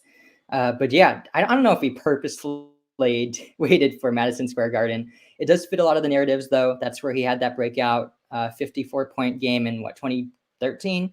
And he loves playing in Madison Square Garden. He wanted to be drafted by the Knicks. And so it's amazing. I remember watching him when he just started out his career. I had a lot of doubts as a Warriors fan. Like, is this guy the real deal? He can just shoot. We probably should have kept Monte Ellis instead of him. But now it's just insane to see what he's done and how the league has responded in this whole 3-point revolution.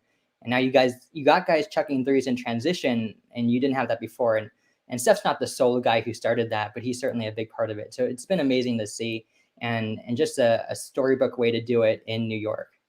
So I want to ask about that specifically, because we know Steph Curry's had a big influence on the game when it comes to the 3-point game as a whole, and a lot of these not only big men, but also these point guards that can shoot now too. But it's kind of switching now to where you want wings and also big men that could shoot too, and also that could pass. So do you see that kind of thing becoming the new norm, or do you see it kind of going back to maybe the 3-point game with the guards? Yeah, no, I do see that being a new norm, that it almost seems like a requirement that you need to be able to shoot, to be a wing, be a big man in the league now. It's moving more towards this positionless basketball, right? And it's fitting that Draymond's on the team, because he's kind of the leader, spearheading that as well. That I think eventually positions are going to go away. And we might still have the titles like point guard, shooting guard, small forward, but really it's just 5 guys on the court. The best 5 guys can all shoot, can all pass, can all drive, can all play make. And I think eventually it seems like that's where the league is going with this whole 3-point revolution, and everybody needing to be able to shoot, and not just on offense, on defense too, what the Warriors have been doing, like their whole switching defense. Everyone's got to be long. Everyone's got to be athletic. And I think the league's also going towards that as well. We are talking to ClutchPoints, head of video department and NBA writer Calvin Fong. Calvin, you look at the Warriors and look what they've done over the last couple of years, bringing in Kevin Durant, winning all those championships. They've won 3 championships, 2 with Kevin Durant, 1 without him.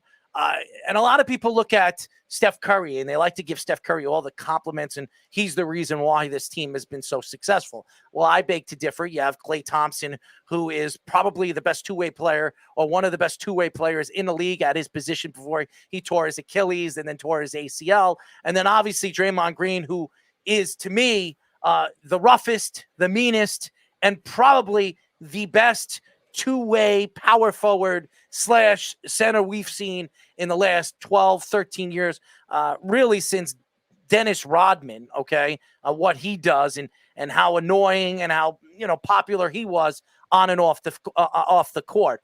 So your thoughts to why people think it's Steph Curry and the reason why the Golden State Warriors have been so great is because of Steph Curry.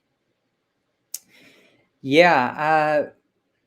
Well, first is optics, right? A team always needs a superstar. And anytime you have a superstar, people often gravitate towards him like he's the reason for all the success, whether that be LeBron, KD, whoever. And so, yeah, Steph is the head of this team. He's the face of the team. And so, of course, people think he's the center. You're right in that it is definitely a team effort. Like, they don't get to where they've gotten without Draymond, for sure. And they don't get to where they've gotten without Klay. But Steph, I think the reason why so many people are saying that he is the focal point is because basically the system doesn't really work without him. He, not just shooting, I'm not going to talk about shooting, but all the stuff he does off ball, the screens he's setting. He can draw 2 defenders just by standing in the corner and running around. And that's created open looks for Klay. It's created open dunks for Draymond, Iggy, KD.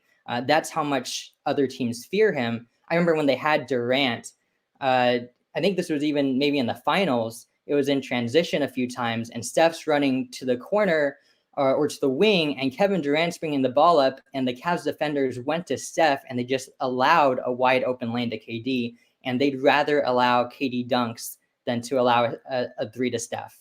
And so I think that gravity is also a big reason why he is the center point of this offense. And why the team has been so successful. But you're right in that you need all the parts to work. If you take the other guys off the team, even with Steph and his gravity, they don't get to where they've gotten in this whole dynasty without the other guys too. So I also want to ask about one of the more polarizing debates in this NBA community since he's taken over is Steve Kerr. Some of us, Errol and I both think he's a kind of a figurehead type coach. He's just a product of the Splash Brothers and Draymond Green and the system that they put together, and even the backcourt depth they had on that 2015 team with Sean Livingston and guys like that. And there's also other guys that now think that he kind of invented that kind of thing and not necessarily changed the game, but kind of made that a more modern trend with the scheme he has with the three-pointer. So where do you fall on that? Yeah, Steve. Yeah, he's had good teams. It's always hard to judge a coach. Yeah, he came into a really good situation in 2014. Although he did take basically the same core of players that Mark Jackson had in 2013 and before, and he took that team to the next level with his offense and defense.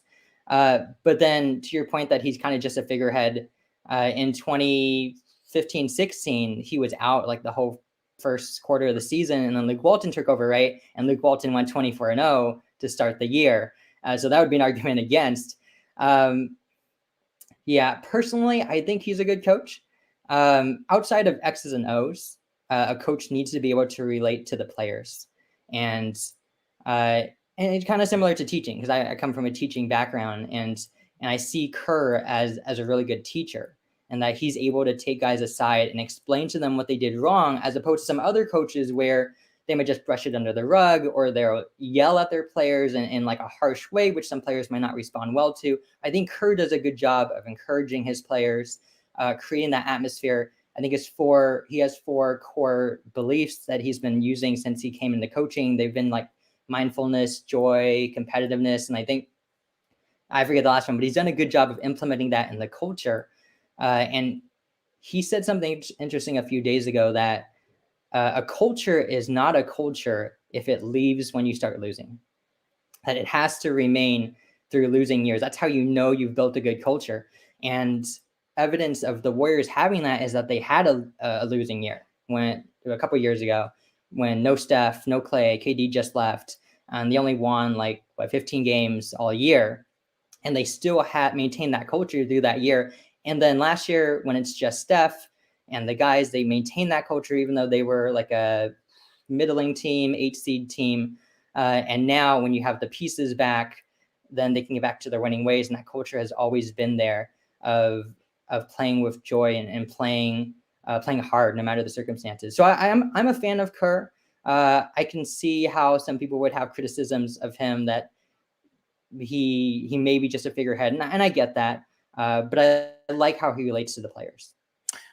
Calvin, when you look at Kevin Durant, and Kevin Durant was on the All of Smoke, All of Smoke show, we actually took a line that he said, and it's so funny because what's his name again? Matt Barnes said to Kevin Durant that it was always Kevin Durant, then Golden State. Kevin Durant was Golden State when they won those 2 titles. He was the best player on the court. He was the MVP every single year that they won the championship. And he never got the respect, not only from the Golden State fans, but he never got the respect from the league. Everybody said he went there to win championships. He didn't go over there to be a leader, to win championships and become a phenomenal franchise organization to win multiple championships. When you look at Kevin Durant, and obviously that probably was the reason why he decided to go play with Kyrie instead of staying and playing with Steph. When you look at Kevin Durant and what Kevin Durant has said over the last couple of weeks, and really what Kevin Durant is doing right now in Brooklyn, do you believe that Kevin Durant was the Golden State Warriors when he was in Golden State? Yeah, he was coming into that 73-win team in 2016.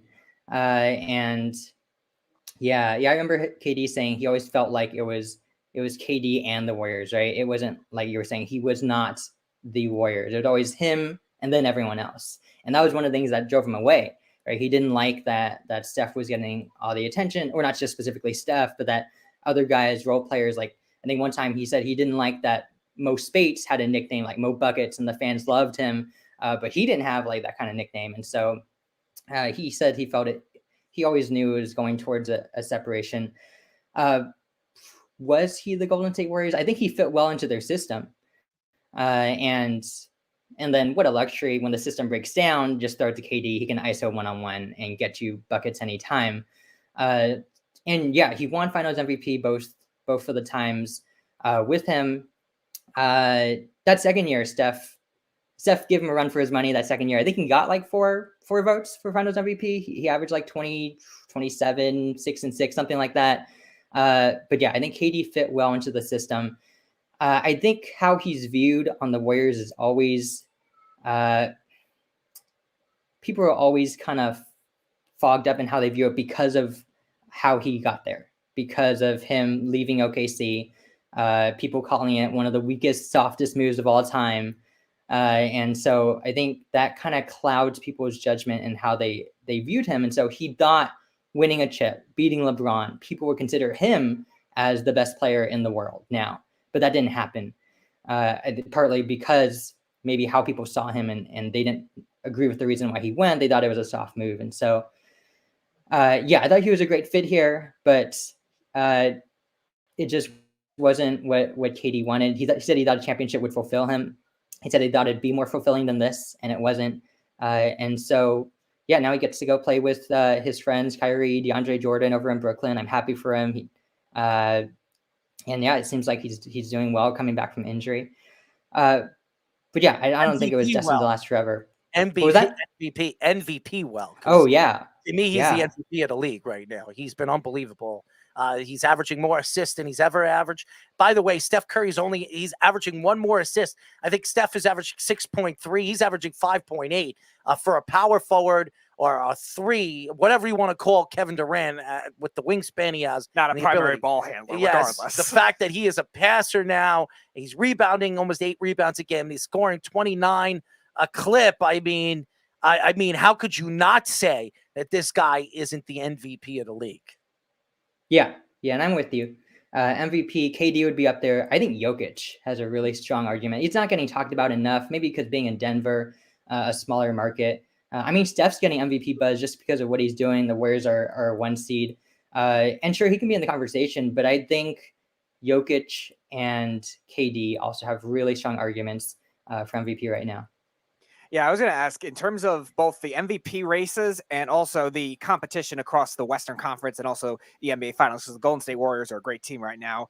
Who do you think is the biggest threat to both of those? Is it Durant directly? Is there somebody else maybe that's a dark horse that we're not talking about? And in the West, is it the Suns that are the biggest threat? And in the East, are the Nets the biggest threat? Or is it someone else, you think? Yeah, in the West, I think we got a glimpse of that in those 2 games back-to-back against the Suns. Right, the Suns beat the Warriors in Phoenix, and the Warriors got the better of them at home. But then there was no Devin Booker. Phoenix played them well overall, even though they split at 1-1.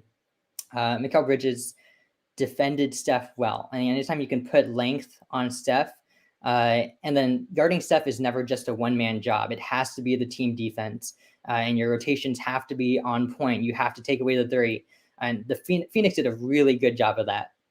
And so I could see if that were a playoff series of all the things they could throw at Steph defensively, that could give the Warriors problems. Now, we haven't seen the Warriors with Klay, and we don't know what Klay is going to be like when he comes back. And I think it's going to take him a couple months to ramp up his endurance. But that Suns defense was probably one of the best I've seen anyone play the Warriors all season. Philly did a good job. Matisse Thybulle did an excellent job as well. But I'd say the Phoenix out of the West. In the East, how can you not go Nets? And we don't even know, like, if Kyrie comes back, or even if he doesn't, KD's just playing at such an unbelievable level right now. And then you got the added motivation that KD would want to beat his old team. Harden's out there who probably hates the Warriors and really wants to beat them as well. Hold on. Who's to say that Golden State's going to the finals, buddy? I mean, he's just setting up the storyline because he's right about Harden. They're in his head forever. I can set up some storylines. You want to hear them? That's fair. They're a long way from the finals, but the storylines are definitely there if they do meet in the finals. It'd be entertaining. Yes. As you guys know, we are talking to ClutchPoints head of video department and NBA writer, Calvin Fong. Calvin, You mentioned the Phoenix Suns, and to me, Chris Paul has been the MVP of the league the last 2 years. Okay, let's be honest. And I hate how the MVP is the voting is put together. It just doesn't make any sense. Let's go and look at what Chris Paul has done everywhere he's gone. Okay, the Clippers. Obviously, he went over there, Lob City. He took them to the playoffs every single year. When healthy, Chris Paul was always in the playoffs. Never had a healthy team around him. Then he gets traded to OKC. He goes to OKC. That team is the youngest team in basketball. No superstar, no player. Russell Westbrook's gone. He goes over there. I think he got traded for Russell Westbrook, if I'm not mistaken, or he's involved in that trade. I don't remember. I think they traded for him after the fact. After the fact. Whatever. They moved him in over there. He had 1 year. They were a 5th seed going into the playoffs. OKC was a 5th seed. Then he gets traded to Phoenix in the offseason last year. Okay. He goes to the Phoenix Suns, which, by the way, were 14th. They were ranked 14th in the Western. What was it? 14th or something? Yeah, something like that. Yeah. 14th in the Western Conference or something like that. They were one of the worst teams in the West. He goes over there and he makes them a number 1 seed and he takes them all the way to the finals. Okay. And this man has not gotten any respect from the league, the MVP voting. He is, to me, the best point guard of our generation. It's not even an argument. And the fact that people don't give him the credit for what he has done in the NBA is a crazy estimation. And by the way, people are putting Steph Curry in the top 5 best point guards of all time, which I think is crazy when Chris Paul has been a dominant force in the NBA since he's come into the league, and he plays two-way basketball. So I want to know your opinion, and you got to be honest with me, and you are a Golden State Warriors fan. If you were to take a player right now at your point guard position, who would you take? Chris Paul or Steph Curry right now? It would depend on the other pieces on the team. I think you're absolutely right that Chris Paul makes every team he goes to better. I was surprised when he went to OKC and he took that team that far to where they got to. Yeah, that was like a wake-up call for me. Like, I knew Chris Paul was good, but he can drag that team there. Him on Houston, they had the Warriors beat, and I don't remember what it was, 2018. And then him getting injured, that kind of turned the series, and then the Warriors won the last 2 games, and you got the 27 straight missed threes. So yeah, he easily could have a ring right now if he had stayed healthy that year too. I don't know about MVP of the whole league the past couple of years, but you're definitely right in that he deserves more credit. I think if I had to choose one player right now, if it's the Warriors, then I want Steph on that team just because he is that system, and Draymond needs to play with a guy like Steph. But if it's any other team out there, and say they have 3-point shooting already and they need that glue guy, you go Chris Paul. And he's shown that he can take a team, he can take a good team to the next level. He can take a bad team into the playoffs. Yeah, he doesn't get the kind of buzz that the other MVP, other candidates might get, maybe because his scoring numbers aren't amazing, and people tend to fall in love with volume scoring. And so, yeah, I'm with you that he's been really good, and he needs more attention. But yeah, if I've got the Warriors team, I would still want Steph at that helm, because they don't have the dynasty if you replace Steph with Chris Paul for those years. All right, last question for me. One bold prediction for the remainder of the season for the Warriors and just throughout the NBA. Could be anything. Could be a trade. Could be a finals playoff prediction. One bold prediction for both. I get traded to the New York Knicks, and I become a superstar and make the crowd go wild at Madison Square Garden. That's what I think. That puts me in the realm of greatness in the NBA. But go ahead. I'm sorry. No, I like the prediction. Well, obviously I'm biased and I'm a Warriors fan, so I could see them getting to the finals if they stay healthy. And if they get to the finals, I think Steph hears all the chatter about this whole no finals MVP thing, about this whole doesn't perform on the biggest stage thing. And I think if he gets to the finals, he'll show out and they'll win it all. And he ties LeBron in rings, and then we start having, and then maybe he enters that top 5 point guard discussion, which you don't think he's in right now. but maybe with another ring and another MVP, he would. So bold prediction, they do everything. Steph gets the MVP, Warriors win it all, and he cracks your top 5 point guard. I mean, most people are thinking it's either him or Magic for 1-2, but I'd be interested in seeing your list for 5 point guards. I could tell you my list, and it wouldn't be Steph Curry, that's for sure. People forget about Isaiah Thomas. They forget about John Stockton. They forget about Jason Kidd. I mean, these guys transitioned the game. They changed the game for what it is today. And the fact that people are putting Steph Curry there, and he's not a predominant point guard in my eyes. He's more of a 2-1. That's what he is. And if you want to say he's the best 2-1 point, I guess whatever you want to call it, a 2-1 type of player, yes, he's the best. Sure.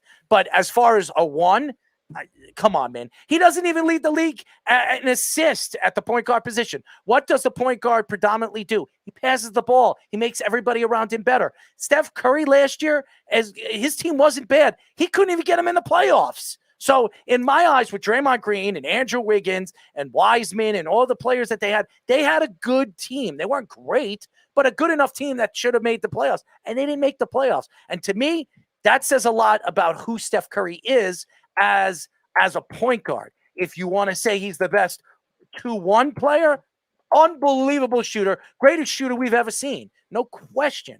But I hate it when people say when he's better. He's not even the best point guard in the league right now. Okay, and that's my opinion. When I look at every statistic and what a point guard is supposed to do, making players around him better.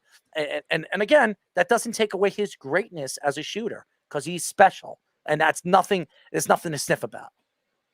Yeah, I think that's fair. If we're talking the mold of what a traditional point guard is. Then Stockton, Jason Kidd, Chris Paul, Isaiah Thomas, right?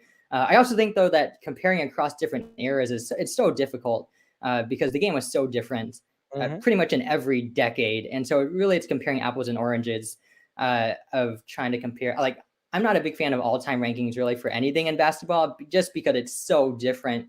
And I mean, not many of us are old enough to have seen all these guys that we rank play. Like, I'm 29. I didn't have the pleasure of seeing Magic and Bird play. And so, and even guys who have seen them play, like Wilt and Bill Russell, and those guys, Oscar Robertson, Jerry West. And so at some point, we're just kind of, we're guessing based on what we know about them, based on the stats that we see, based on what we've read about how they changed the game. So I'm not a big fan of trying to compare them. Maybe we should change more into like a top 5 of the decade, or like the GOAT of this era or something. I'd be more a fan of that. But you're right in that Steph doesn't fit the traditional mold of a point guard.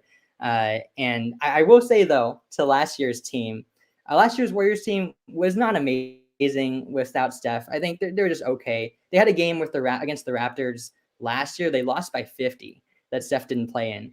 And I think they were down by 60 at that point. And then the Raptors let up a little bit. And that was the team that Steph had. And they got the 8 seed. So in any traditional non-play-in year, that's a playoff team. Calvin, tell the fans how they can find you on social media. You can follow me on Twitter at CalFongNBA. Well, I will say this. We really loved you. We really appreciate you joining us. We'd love to get you on again to talk more Warriors basketball as the season progresses and as the playoffs return. Speedy will reach out to you.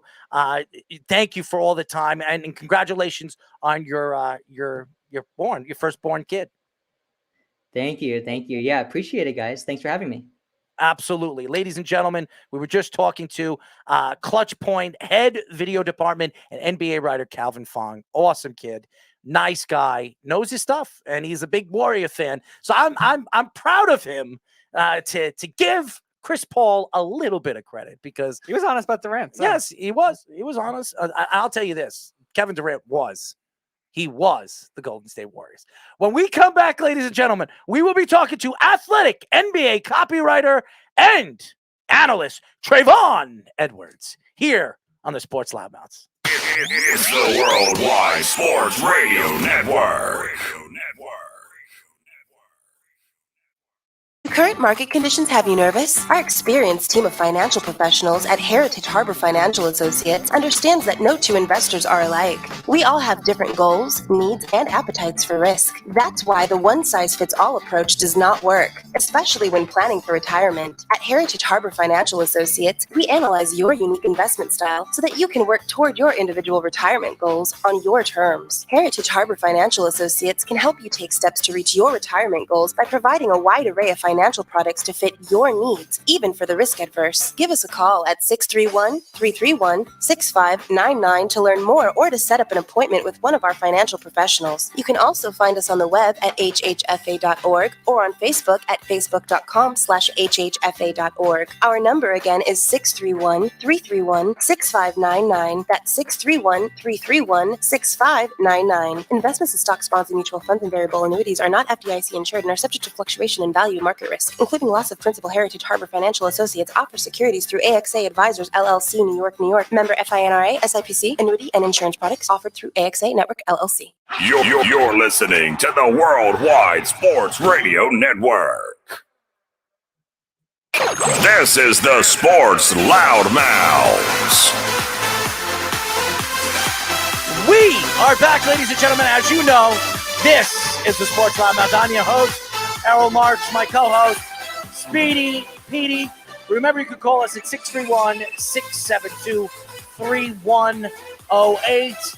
Go to our website at www.worldwidesportsradio.com. Check out our stories, our wonderful shows throughout the country. You can also download our app by going to iOS, WWSRN, or Android, Worldwide Sports Radio Network. I will say, I want to give a shout out to Calvin Fong for joining us.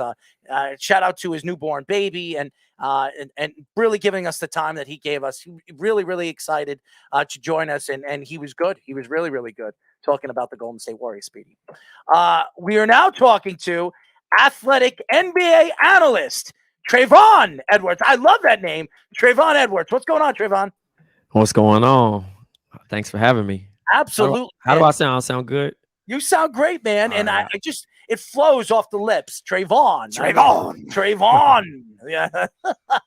How y'all doing, man? I love this. We're good, man. We're Long Island, with the different weathers. It's so weird. We're in the wintertime. It's December. It's around Christmas. It's supposed to be like 30 degrees, cold, snowy. No, today it was 58 degrees. It was wet outside, but it's beautiful. Feels like spring. I don't understand what the weather is over here. I don't, but this is why COVID and the flu is here to stay. So there you go, Trayvon. Yeah, I'm still getting used to New York weather. It's kind of crazy. Are you here in New York right now? Yeah, I'm in Brooklyn. Oh, Yeah. that's what I'm talking about. Yeah. Are you from New York or are you from somewhere else? No, I'm from Compton. I'm from the West Coast. Oh, wow. I could tell that Yeah. you're not from around here. You know what I mean? You're smooth. I'll take it. I'll take it, man. That's very kind of you. Well, I love Brooklyn. So it's I went to school over there. I used to roam the streets over there, Coney Island Avenue. So I know Brooklyn. So Brooklyn is in the house. So Yeah, shout out to Brooklyn. So tell me a little bit about how you became an NBA analyst. What made you decide to do this after school? What really brought Trayvon Edwards to the broadcasting world? So I really, honestly, my path was unique. It wasn't like any other path. I had no plans of, getting into this side of the business. I played college basketball. And then after I was done, I became a school teacher. So I was a school teacher for 6 years. A buddy of mine, Amina El Hassan, was at ES. Well, he was at he was the Sun. He was working with the Suns, and then he went to ESPN, and they had a podcast called True Hoop, and they had me come on. But this was during the time Derrick Rose went AWOL, the first stint, and I was around the team at that time because I was coming out to New York often, visiting Brandon Jennings when he was on the team. So I was around during that time, and Amin invited me on. I didn't know it was ESPN's podcast at the particular time to talk about this Derrick Rose situation, and I was able to come on, and a couple of people tweeted me and was like, "Yo, you should start doing pods, coming on a little bit more." And I was like, "I'm not doing no podcast. Like, I'm a teacher. Like, you know what I mean? Like, I'm just happen to know friends that's in the league or whatever." and they invited me to come back on. I had brought Chris Childs on, and then also Steven Jackson. So after that, they offered me to, just come on and just do stuff. So I enjoyed it, and I didn't think it would take off anything because I still remained a teacher for like at least 3 more years before it took off. But after a couple of my friends left ESPN, and we were all able to work together, we launched Count the Dings, a podcast network, and we just kind of built it from the ground up with our community. And then after that, we partnered up with with The Athletic, and that's how I got hired. So I've been with The Athletic almost 3 years now, and it's been great being able to discuss the NBA and just create great content.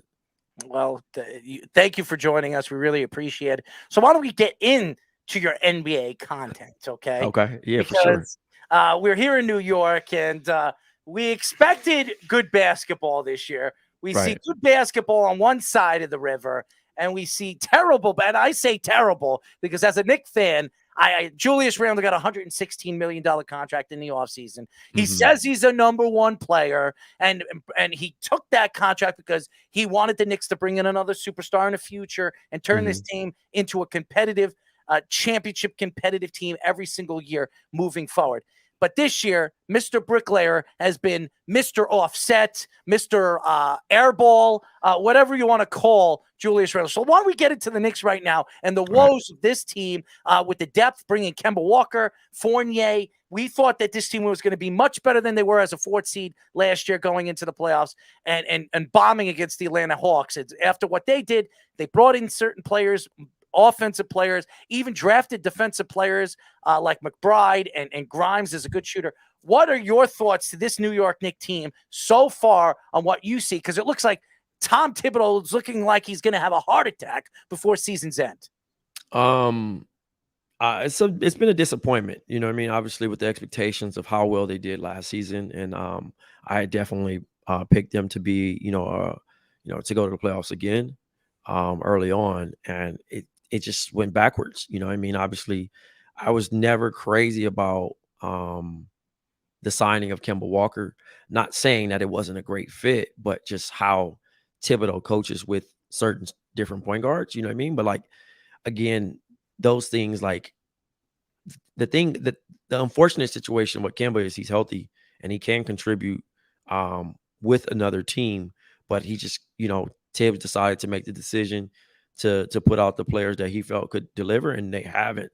They are 1-8 now since the benching, and I mean, it's if there's no trade value for Kemba at the moment, so it's unfortunate.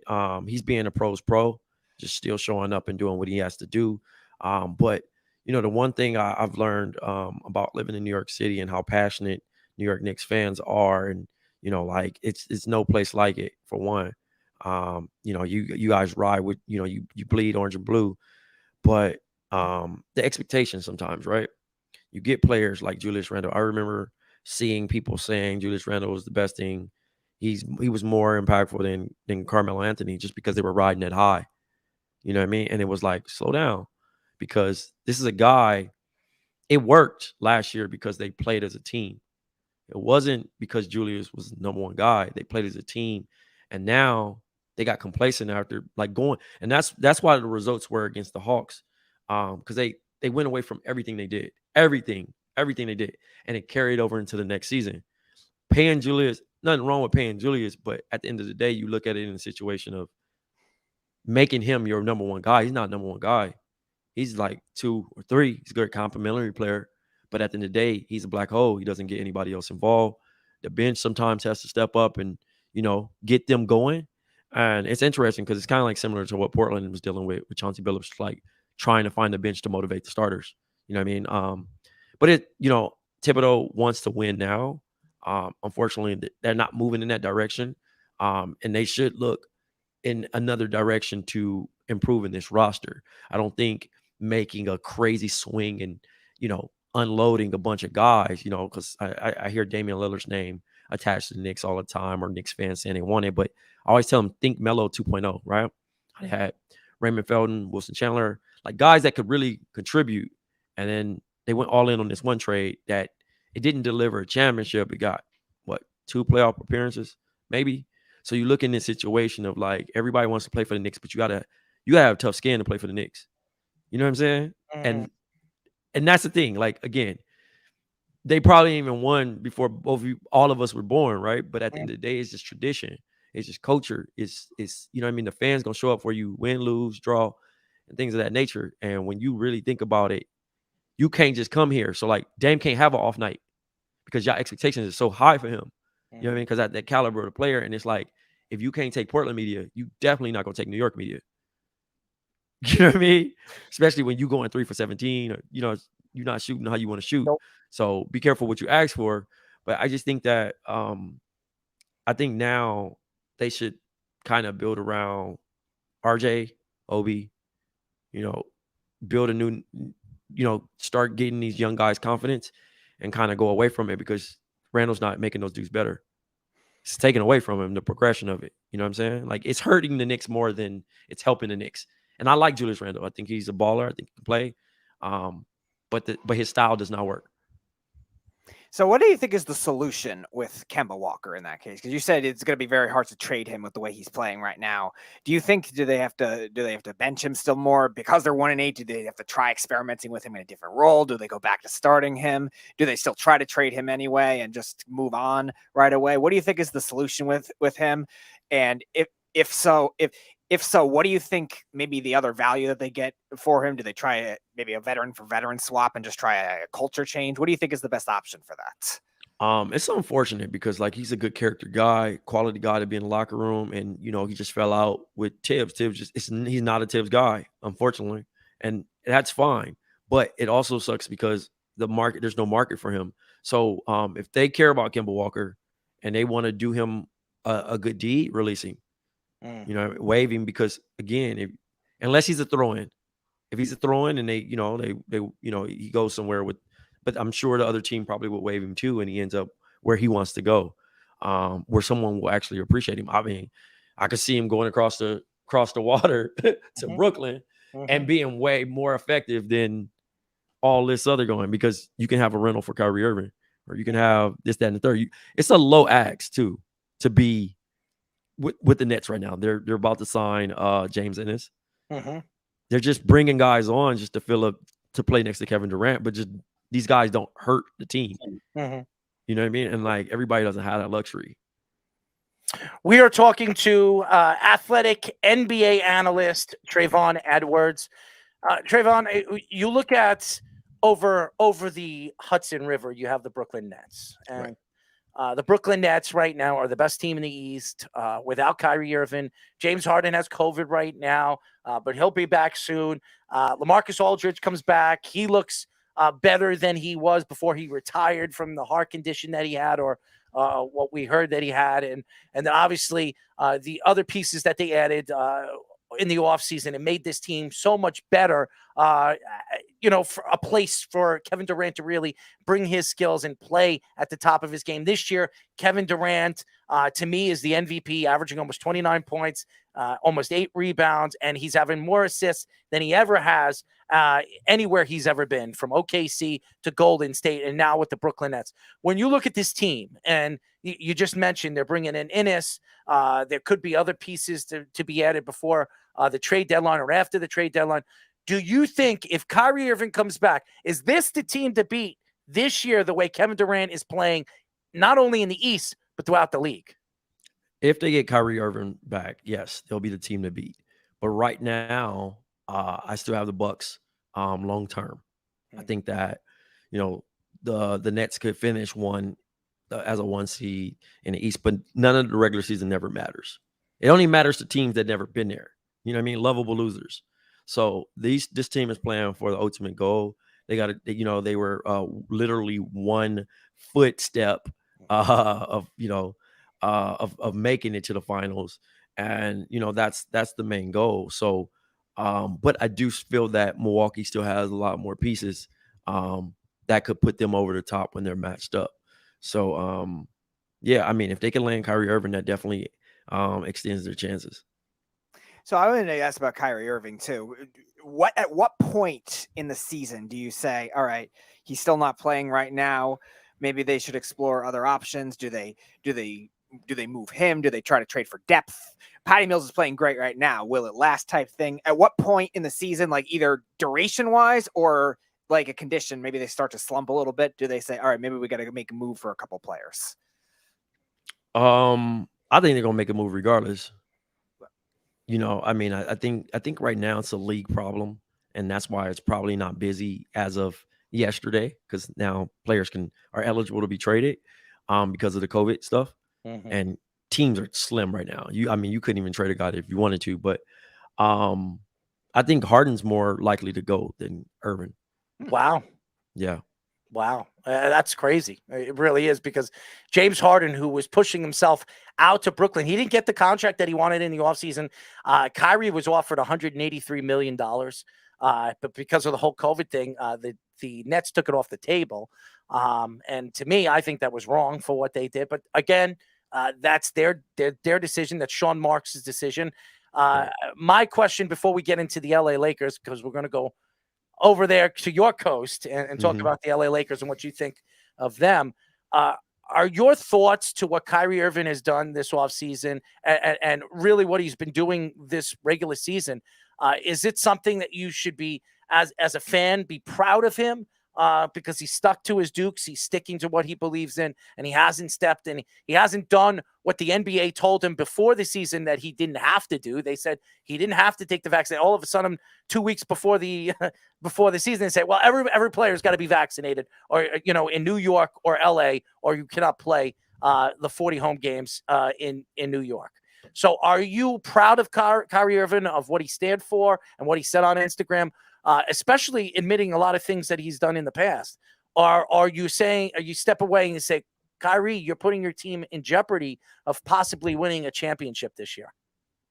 I'm not proud of him. I mean, I do think that he made the choice that he wanted to make.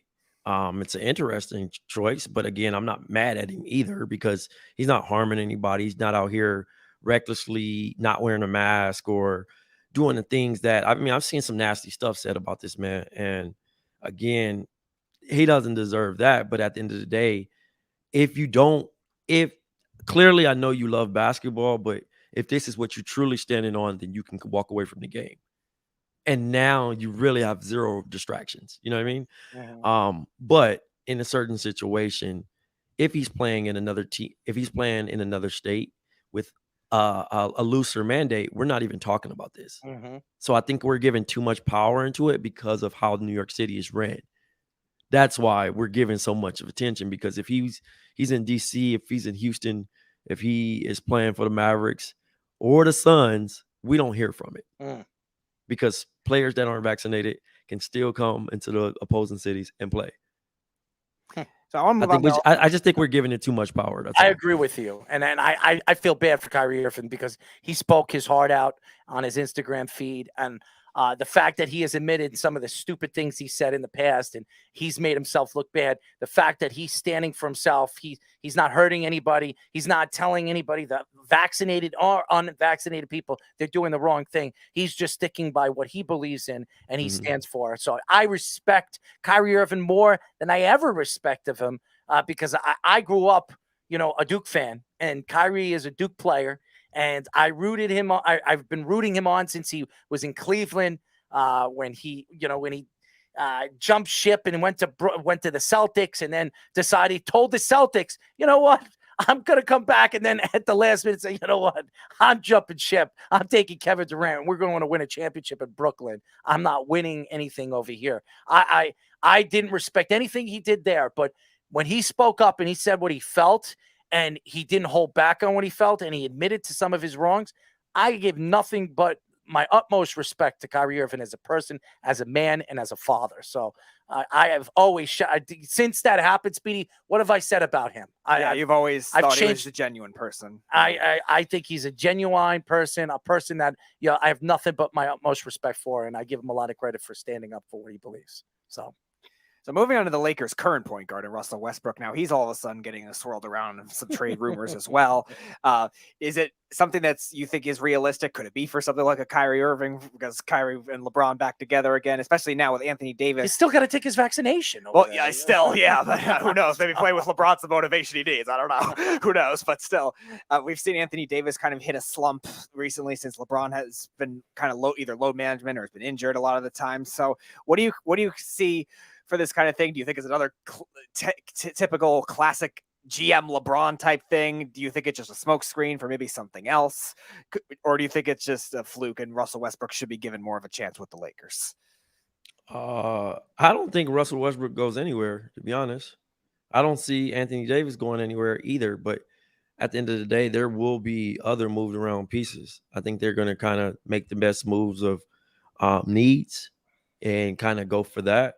But in this particular, I mean, they haven't been healthy.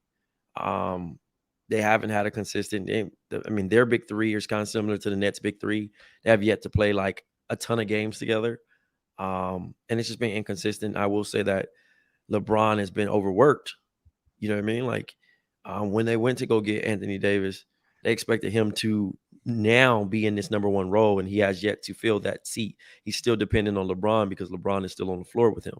But LeBron should be just cruising, 30 to 35 minutes a game, not having to score 30 points a game and still be effective. And they went and surrounded him with some good talent, but he's playing himself into a top five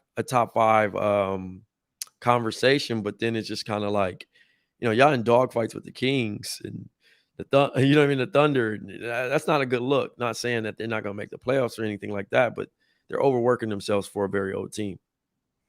As everybody knows, we are talking to athletic NBA analyst Trayvon Edwards. We talk about LeBron James, and to me, he's a different player in the playoffs. He really is. Last year going into the playoffs, he wasn't 100%, and that's why the Lakers got eliminated as fast as they did. I really thought they were a championship competitive team last year with some of the pieces that they added. It just didn't work. Then this offseason, they added Carmelo Anthony and Russell Westbrook, and they added all these veteran players. They brought in all these different personalities. And I always said that it was going to take a while for this team to figure it out. With all these ex-superstars playing with one another. It hasn't worked out so far. It's 25 games into the season. Are you surprised that the Lakers haven't figured it out? Maybe because LeBron James hasn't been 100% healthy, or maybe this team is not what anybody thought it was going to be. Maybe they are old. Maybe Carmelo Anthony isn't the add-on player, that sixth man that the Lakers have needed over the last couple of years. Or maybe Anthony Davis just doesn't fit the credential of this team and the way it's set up. So what are your thoughts to this team as a whole in the first 25 games of the season? Exactly what you said. It's just the first 25 games of the season. When you build a team, especially a new team, players have to get familiar with each other, whether they played all-star games or not together, or Olympics, or even worked out with each other. It's chemistry wins. Chemistry and durability, right? May the healthiest team win. And then also when the tendencies of your teammates, you know what I mean? Like, it takes time. When a guy gets traded, you mostly hear, oh man, we're looking good, but we haven't got a chance to practice together yet. That's important. And when those guys aren't available, they haven't practiced. They got all these names. You look on paper, they're on paper champs, right? Mm-hmm. But when you really have to look at it, they haven't really ran anything. They haven't had Trevor Reeves. They haven't had none. It's guys that was supposed to take them to the top. They have yet to play with a full healthy roster. And then now you add protocol and COVID and those things. And, they're bringing in Isaiah Thomas, and they're going to be similar to the Nets, except, LeBron doesn't play a style like a Kevin Durant. Kevin Durant now he knows that he's shorthanded, so he's playing through his team. He's building confidence through those young guys because they probably had no idea that they would even be sharing the floor with him this season. But they have to. They have no choice. They have 8 players, and how he's doing it is getting them the ball. It's like, look, you out here, you better shoot. You know what I mean? And then he's creating off of that and building that confidence. With LeBron, he's more of the ball handler. He has the ball majority of the time. A lot of those dudes watch instead of cutting to the basket, trying to, find ways to make shots and things of that nature. So their styles are completely different. And I mean, I'm not really on a big panic, and I don't think that the Lakers need to win 10 straight, because if they did win 10 straight, we're not having this conversation. We're saying the Lakers are back, or we're saying, you know what, be scared of the Lakers, because the Lakers still have star power on that roster, and then that's all people care about. It's winning fixes all.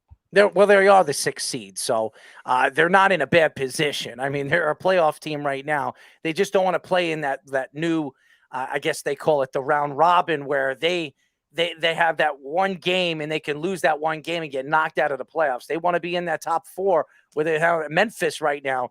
I'm sorry, Chop been sensational. I mean, they won the last 3 games without him playing. I mean, he's special, absolutely special. But Godspeed. I was gonna say, we saw last year the Lakers be a 7 seed, and maybe like Errol saying, the extra games in the round robin kind of took a toll on an older team. But we've also seen in the past, LeBron, the cliche is LeBron, it doesn't matter what seed you are, he could be playoff LeBron. The Cavs in 2007 went to the finals, I think it was a 4 seed. The Cavs, when Kyrie Irving got hurt in 2018, went to the finals as a 4 seed. They beat the Celtics. We've seen certain other teams be not number 1 seeds, and LeBron still do well with those kinds of things. So is it different in the Western Conference, do you think? Did last year prove that kind of thing? Is it still a small sample size? Or is it maybe the gap closing between the West and the East more than we've seen? Nah, it's honestly, and like, again, this might sound disrespectful to the other franchises, but it's only like 5 good teams in the NBA right now, like that are just by far they could win on their worst nights. You know what I mean? You got Phoenix, you got Brooklyn, you got Golden State, Utah. Mm-hmm. You know what I mean? Like, these teams, you know, you throw that out there and you really look at it, it's not as close as you think it is. You know what I mean? But we're all hoping that these teams, you know what I mean? When you're saying teams will win a series out of respect, like, oh, the Miamis, you know what I mean? You're loosely throwing those teams out, and it's the same thing. And the Lakers aren't really the top dog. It's Phoenix and Golden State. You know, like, I honestly don't think that the Lakers could beat Golden State or Phoenix in a 7-game series. As of right now, no. I can't see it, no. But it could change. I mean, it could change. LeBron has to get this team motivated and playing on all cylinders. I think they got enough firepower, enough talent to do it. I mean, Anthony Davis is, when he's on the top of his game, he's one of the top 5 players in the league. LeBron James, when he's on his game, especially in the playoffs, he's a top 5 player in the league. I mean, you got players like that. And even Russell Westbrook, if he can open up his game and stop opening his mouth, I mean, which he loves to do and dresses like a clown half the time. I mean, his game is absolutely prototypically fits LeBron James's game. And that's why everybody thought him going and running up and down the court with LeBron James was going to be the fastest show on earth. I mean, could you imagine? But it just hasn't worked yet. But like we just said, we're 20 some odd games into the season and people are already counting the Lakers out. And I think it's ridiculous. And don't ever count LeBron James out. I could say right now, as a player, as a person that knows basketball, he is a totally different player in the playoffs. And if he is 100%, watch out for LeBron James, watch out for this team, because he is going to take names and take it with him. So that's who he is. And that's the player that he is. My question for you is, by the way, we are talking to athletic NBA analyst Trayvon Edwards. You know what's been very impressive to me is some of these low bowling teams that are bowling right now. Cleveland, who would have thought would be a 4th seed right now in the Eastern Conference. They're 18-12. They get the kid from USC, Mobley, who's looked to me, in my eyes, is rookie of the year right now. He's played 2-way basketball. It's been sensational. Really changed the personality of this team. You got to give that a lot of credit. And then Chicago with the offseason they had. I love Levine. I think he's awesome. But the fact that they added DeRozan, who has become a superstar player again from the Raptors. Hopefully he does it in the playoffs with this team, something he didn't do with Toronto, or the Spurs. But if he could do it with this team and take this team to higher heights, and then even Lonzo Ball has really changed his game with better players and better teammates to play with. So are you surprised that these two teams have really stood out from the Miamis of the world, the Philadelphias of the world, where everybody thought, hey, wait a second, these are the two teams, two very good teams, dominant in the Eastern Conference? No, I don't think I was surprised. I mean, I approached this season in general just with a big question mark. I didn't know what to expect. I think this is the first year that it was almost wide open to a T. You know what I mean? Like, obviously, you see all these players getting acquired and things of that nature. And you say, oh, well, the Lakers is going to do this, and oh, the Nets is going to do that, and that's going to be set in the finals. You know, as soon as we got word that Kyrie wasn't going to be playing, it wasn't. Now their chances were dwindling even more. And then you get to see James Harden, where you're like, well, how is he going to recover from his hamstring? How is he doing? And he hasn't been great. You know what I mean? Like, he's still going to be an all-star this season, you know what I mean, despite his play. But, looking at these other teams and how they're developed and how they're, I had high hopes for Denver. The injury bug got them. They can't escape the injury bug. I feel like this is the same thing with Miami. Miami tends to get it together just because Spo knows how to, get guys going. But then you got like dark horses like Charlotte, you know what I mean? Like, it's just random teams. And, like, obviously the Cavs being able to draft well and get things done. And JB Bickerstaff has been able to coach, and redesign roles for that team. You got Kevin Love coming off the bench playing like a hungry guy trying to make the league, you know what I mean? Like, and these things are inspirational.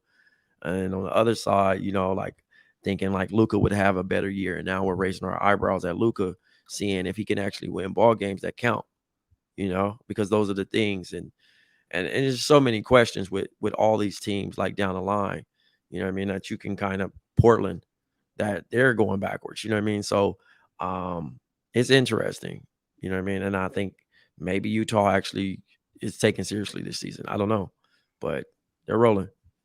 So I was going to ask about that next with Portland. Damian Lillard and CJ McCollum both have been in trade rumors pretty much since since the beginning of the offseason and even at the trade deadline last year too. So do you think Portland waited too long to trade those guys, one? And number two, where do you think are the most likely destinations for both of them? This trade should have happened roughly 3 years ago if you're going to move Dame or CJ, right? So it's been dragged out. I think they'll finally move forward with it. But Dame will stay. Wow. I think CJ will be on the move and go from there. I mean, at the end of the day, you have to factor in, Dame has a lot off the court stuff. He has his mom's there, his family, they're all in Portland. They've been there for a while. So like, that's just a major move, and he's never really wanted to move. I mean, obviously they made the biggest move by, letting go Neil O'Shea. And now, they're probably going to do a whole little culture reset over there. Obviously they haven't been playing great. They've had the injury bug, CJ's out right now. And I think that those two could stay together. I mean, they have the ultimate respect for each other, but I think they've outgrown each other. And I think it's time for CJ to go east and figure it out. You know what I mean? Like, as not even as a option one guy, but just a dangling trade piece. I think that's what they have. I don't think they part ways with Ann Simons, and they don't part ways with Nazir Little. So whoever they do decide to package up with CJ, he'll be on the move. Well, before we let you go, because I know you're a busy man, and I'm sure you're getting ready for doing other things or getting ready for your show tomorrow or the next day. I want your opinion, and I want to get you on before the playoffs, because we're going to come back to this. Who do you got going to the finals from the East and the West, and who do you got winning the championship this year? And we're going to get you on before the playoffs, and I want to know your opinion after that, because there's still a lot more basketball to be played. I probably would say the Warriors, especially if they go after Domantas Sabonis. I think that would be a good move. Maybe, packaging Kuminga and Moody, and probably another complimentary player to go get Domantas. That just puts them over the edge. But right now, with Clay returning, with Wiseman returning, also Wiseman could be a part of that. And then from there, I got the Warriors coming out the West, and then for the East, at the moment I have Milwaukee, but things can change. Personally, I've been saying it. Although I'm loving what the Nets are doing, Kevin Durant needs more help, and until the Nets do that, I don't see them beating Milwaukee in a series. That series would be funny just for the purpose of will the Bucks fans wear their shirts, the 28-1 shirts or whatever from the 2015 season to try to troll them or something like that. Nah, I don't think so. Crazy. That's for sure. That would be pretty funny though. Yeah, it would. Well, Mr. Edwards, tell the fans how they can find you on social media. You can find me on Twitter at Travonne, Travonne, and on Instagram at Trevon Edwards. That's it. I mean, and catch me on BasketBuds every Monday and Daily Ding on Tuesdays. Well, I would love to get together one way or another. If you're in Brooklyn, bud, we should get together. I know there's a lot of stuff going on in Brooklyn right now. I am a DJ, so there's a lot of warehouse parties and over there. Got some big DJs over there heading over there in the next couple of weeks. So maybe we'll swap Twitters and get together one of these days. We really appreciate you joining us, bud. Yeah, man. Thanks for having me. I had a great time talking basketball with you guys. Absolutely. We were just talking to athletic NBA analyst Trayvon Edwards. Yes, Trayvon. I like Trayvon. Yeah, Speedy with a little, give me a little bit enthusiasm. Trayvon. Yeah, a little quick off the lips. Trayvon. There you go. Trayvon Edwards. Thanks, fellas. Absolutely. Oh man, awesome. Two really great guests today. Calvin Fong, both NBA extravaganzas. Nice. But Trayvon was awesome, and so was Calvin Fong. Two really, really good guys. When we come back, more to NFL conversation. And by the way, who's going to be right about this pick tonight, huh? Who's going to be right about this? We'll see. We'll see if the defense can hold on. The Chiefs are at midfield. I like it. I like it. I like it a lot. That's what I'm going to say. I've got the LA Rams tonight. Yes. And by the way, the Jeff, LA Rams are playing tonight? Yeah, I mean the LA Chargers. Whatever. The LA. Because if I call them San Diego, I get tacked but the LA Chargers. You'll never get attacked by me for calling an LA team by their previous city that they should still be in. But I've got the LA Chargers. I think they win this game. And by the way, it's 28-21. Two fantastic teams. And it'll be fun. It'll be fun all the way to the end. And it's 1 minute and 56 seconds left of this game, 28-21. So I definitely want to hear Jeff's pick. I know if he's going to bowl, you know what, because I know he was going to pick Kansas City tonight.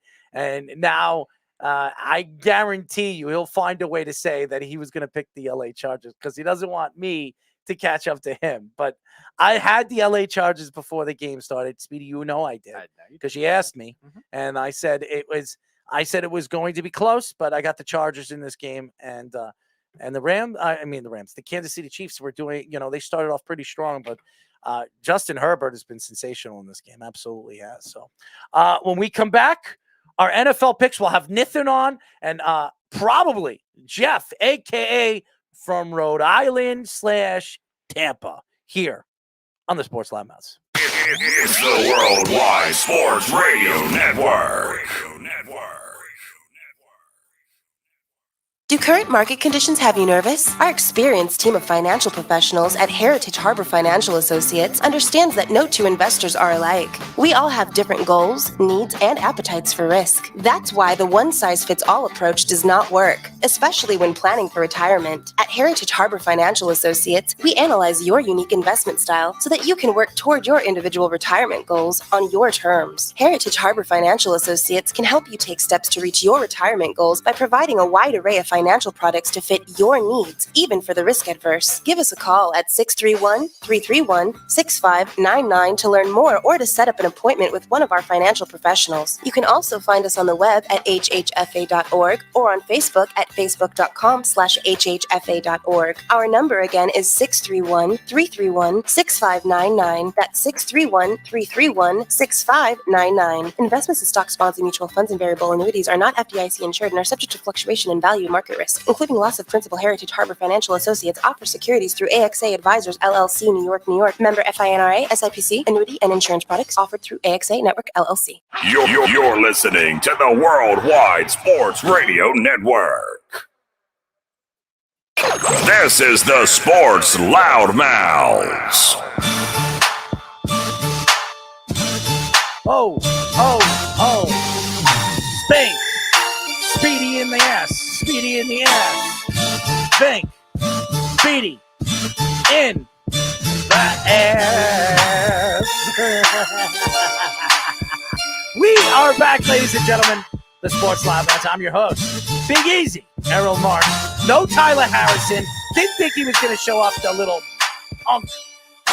And on the board, and the co-host of this show, as always, Speedy, Granddaddy Petey. As always, you can go and call us at 631-672-3108, or you can go to our website at www.worldwidesportsradio.com. Download our app, iOS, WWSRN, or Android, Worldwide Sports Radio Network. How much time do we have left in this game, Speedy? Minute 40, and the Chiefs are at the Chargers' 40-yard line. Let's do it, Chargy. Kick their reary endy. That's what I'm talking about. That's right. Grab that bastard. I'm sorry. Anyways, what are you making faces for? What are you making faces for? What are you, mock commentating now? Yeah, well, why not? Grab that bastard. Okay. You don't like that? Is Jeff already here?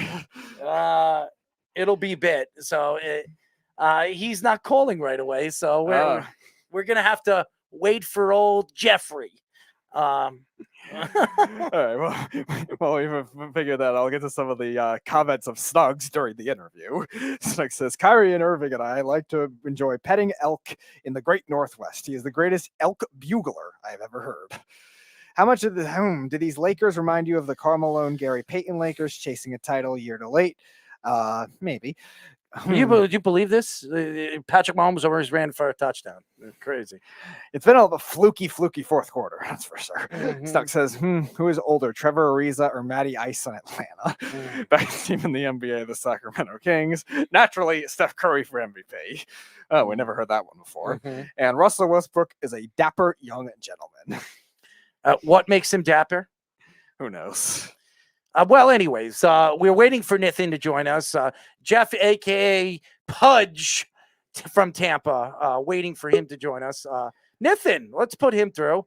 We're going to be doing our picks, but he's in his little full vacation over there. What's going on, Nathan? Hey, what's up, guys? Thanks for having me on the show again. Absolutely. I mean, if we have to look at Speedy all show, I'll probably want to hurl. So we're happy to have you. Where's Tyler at? Well, Tyler is, at Friendsgiving. Okay. Thanksgiving. It's usually before Thanksgiving. For some reason, they didn't have a Friendsgiving before Thanksgiving, so they're having it before Christmas. So it makes a lot of sense. Tyler always goes backwards with everything he does, including the underwear that he wears. So there you go. Anyways, that was a catch. That was a touchdown. What a crazy game this is, huh? It's a crazy game. I still think the Chargers win this game because they got a chance to kick a field goal. So they're up by 1. Kansas City's up by 1. Yep, and in classic Chargers fashion, they'll probably get to field goal range and then miss. That could happen, but I don't think this is the same Chargers team. So no, they've been a little better this year. It's weird because the Chargers did something in Chargers fashion where their backup running back, not Eckler, one of their other backups, fumbled at the goal line. But then the Chiefs screw up on their own. Patrick Mahomes has a screen pass tipped. It was a beautiful play by Uchenna Nwosu too, but the screen pass tipped to the goal line for an interception. So they're doing their own little bit of everything tonight. Yeah, I had Austin Eckler on my show already.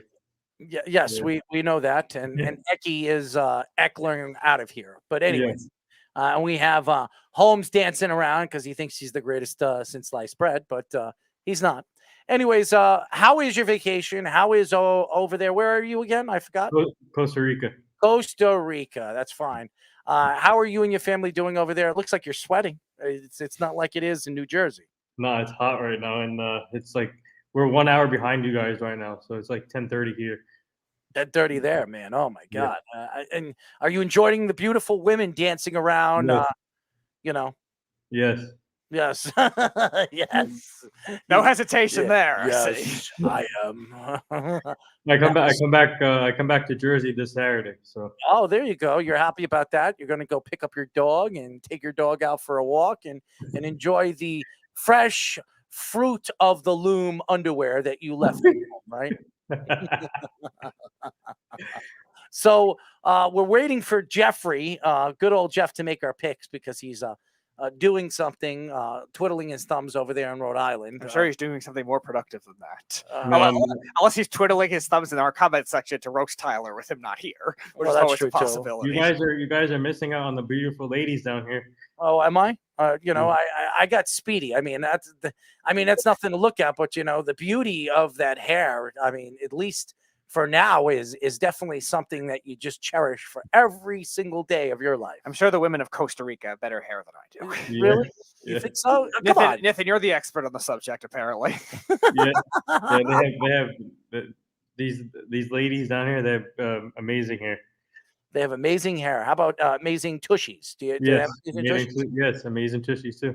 Does Speedy have an amazing tushy? Do you think he I does? don't know. Speedy, do you have an amazing tushy? Have you ever looked at your tushy in the mirror, Speedy? Sometimes. Not on purpose, though. No, so wait, hold on 1 second. So you've never looked at your tushy on purpose in the mirror? No. But you have looked at it inadvertently. Do you shave over there? By the way, I shave over there. Oh, you don't want a hairy ass, do you? I mean, does it look like a werewolf or half werewolf? No. Well, you just want to be a vampire, right? Okay, I've been called that before, so you're not alone. Okay, so Nathan. So who did you have tonight, Nathan, on winning this game? I had the Chargers because of my guy Eckler. Oh, look at that. He's got the Ecky and the Chargies. I got the Chargies too. I did pick the Chargers to win this game tonight.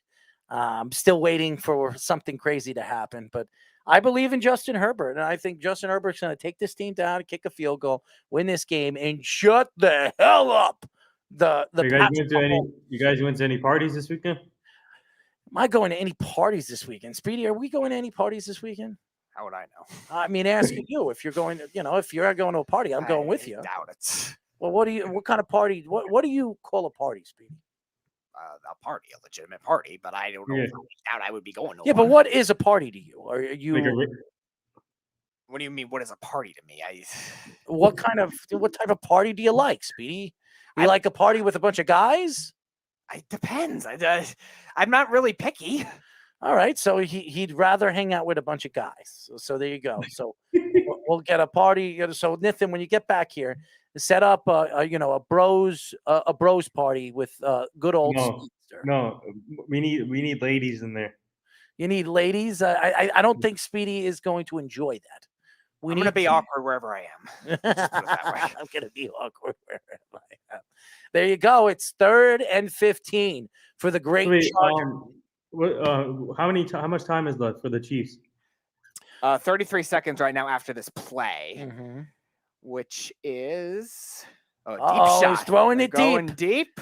deep. Oh, that's a penalty. Oh, that's a penalty. That is a penalty. Holy crap. How did they not call a penalty there? That is absolutely 25 seconds right now. Hold on. Let's see if he falls on. No, it doesn't look like it from that. It looks like the defender fell, then the receiver. Hold fell. on. No, that's not a penalty. Oh, by the way, hopefully that tight end is okay from the Chargers. Which one? Oh, Donald Parham, Yeah, rookie. yeah. He landed really hard in the end zone on the 4th down in the first quarter. Yeah. He said that they said on Twitter that he's in the hospital, I think, now. Yeah, he had a leg injury, and it also looked like he got stomped on too by the Chiefs defender too. So yeah, that definitely did not look good for him. He looked like he was barely moving on the cart too, which doesn't make matters any better for him. Well, the Islanders beat the Bruins tonight. What a shocker that is. Well, you see, Kevin Durant balled out again today. Well, I expected Kevin Durant to ball out. He is, to me, the MVP of the league. So I am not shocked that Kevin Durant balled out. And look at Blake Griffin had a great game too. Finally coming off the bench, playing. Blakey Griff, is he griffing the Griff? 17 points, 9 rebounds he had today. Oh man, he is griffing us, But That's Griff for you. Anyways, Speedy, you know what we're going to do? We're going to go without Jeff. We'll get his picks. I don't care. You're going to do our picks with us, Nif? Yes. All right, so let's do our picks. Speedy, you Oh, got wait, you got to. Who won? Is the game still going on? Yes, 28-28. I think this is going to overtime. At 18 seconds. This is going to go to overtime, I believe. Yeah, Oh, Brian. it's 28-28. Byron Pringle, I think, fell inbounds, so the Chiefs are going to have to take a timeout here. How much time is left? 11 seconds. They got all 3 timeouts, so I guess it really wasn't a big deal. So it's 11 seconds. It looks like they were around the 40-yard line. So they got a small chance. It's going to be hard, though, still. It's 28-28 right now? Yep. Oh, wow. Anyways, are you ready, Speedy? Yep. Here we go. So why don't we go to the first game of the week? Kansas City Chargers.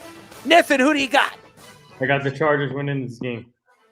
What's the score? What is the final score of this game? I mean, if it goes to overtime, I'm going to say 35-28 Chargers. Wow, touchdown by the Chargers. I love it. Speedy, who you got? I'll just pick what I had. I had the Chiefs 27-20, so obviously it'll be higher scoring than that now. Yeah, I've got the Chargers in this game. I think they win. Obviously, it looks like it's going to go to overtime. I say the Chargers win. Now probably 31-28. Raiders, Browns. Ooh. Who do you got, Nathan?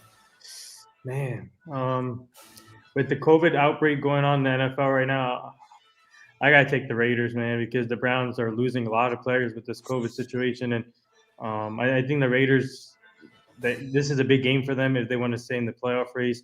And they've been playing better football. I like the way they've been playing. So I'm picking the Raiders 31-24 over the Browns. You got Speedster. I got the Browns. The Raiders have given me no reason for me to trust them anymore. I've picked them in a lot of different games, a lot of games they should win. They've given me no reason to trust them anymore. And the defense is a disaster. And the Browns, I know I have a lot of players out right now. Wyatt Teller, no Wyatt Teller. Yeah.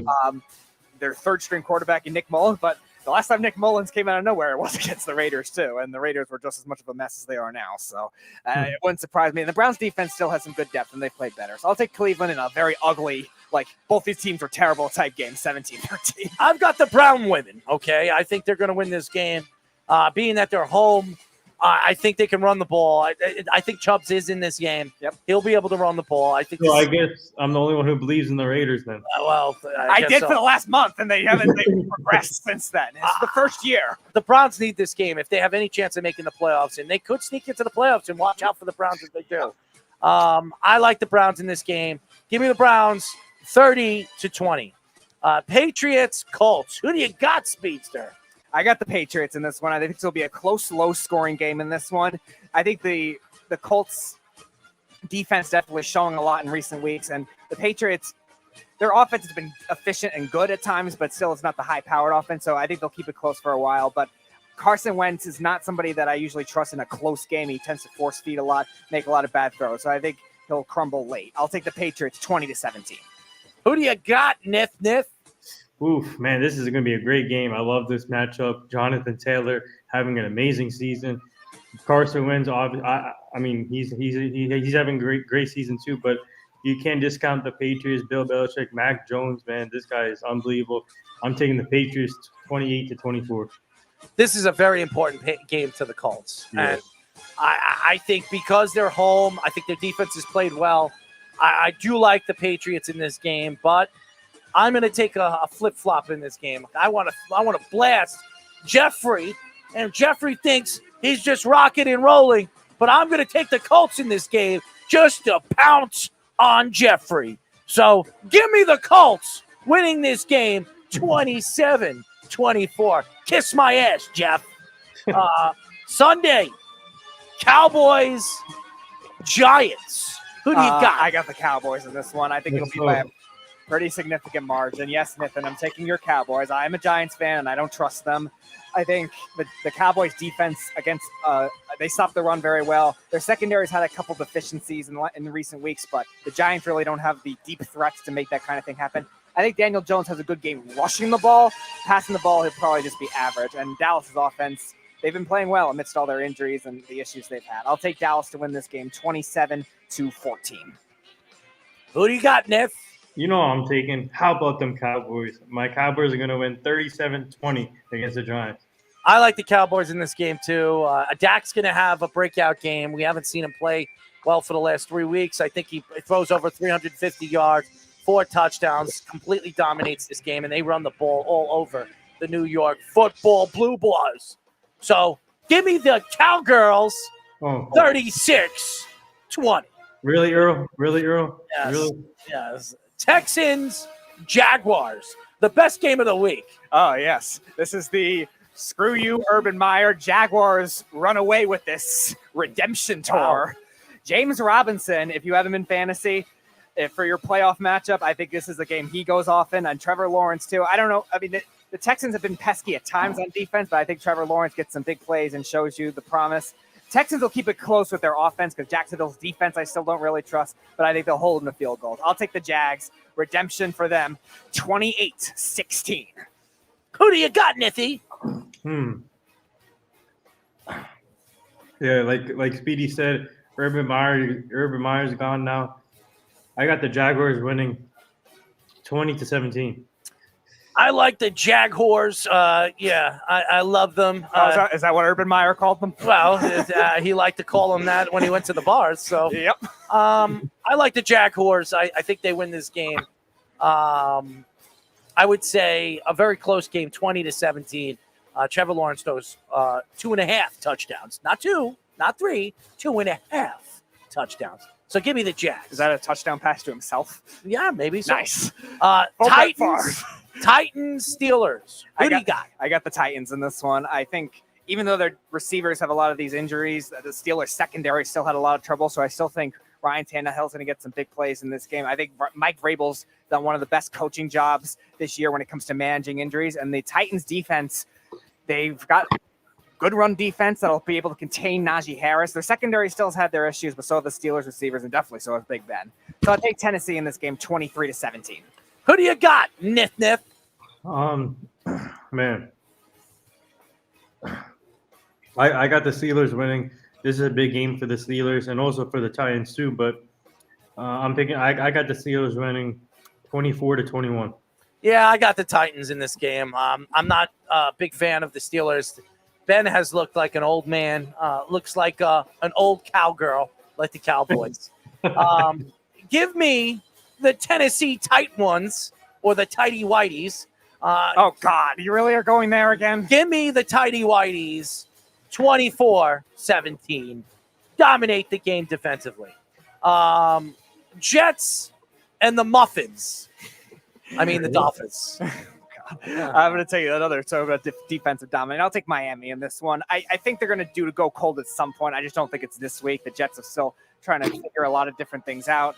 I think the Dolphins defense will still play very well in this game. Their offense, I think, will take a little bit of a step back. The Jets, they've had trouble stopping the run, but Miami's also had trouble running the ball. So I think that'll make it a little tougher for them.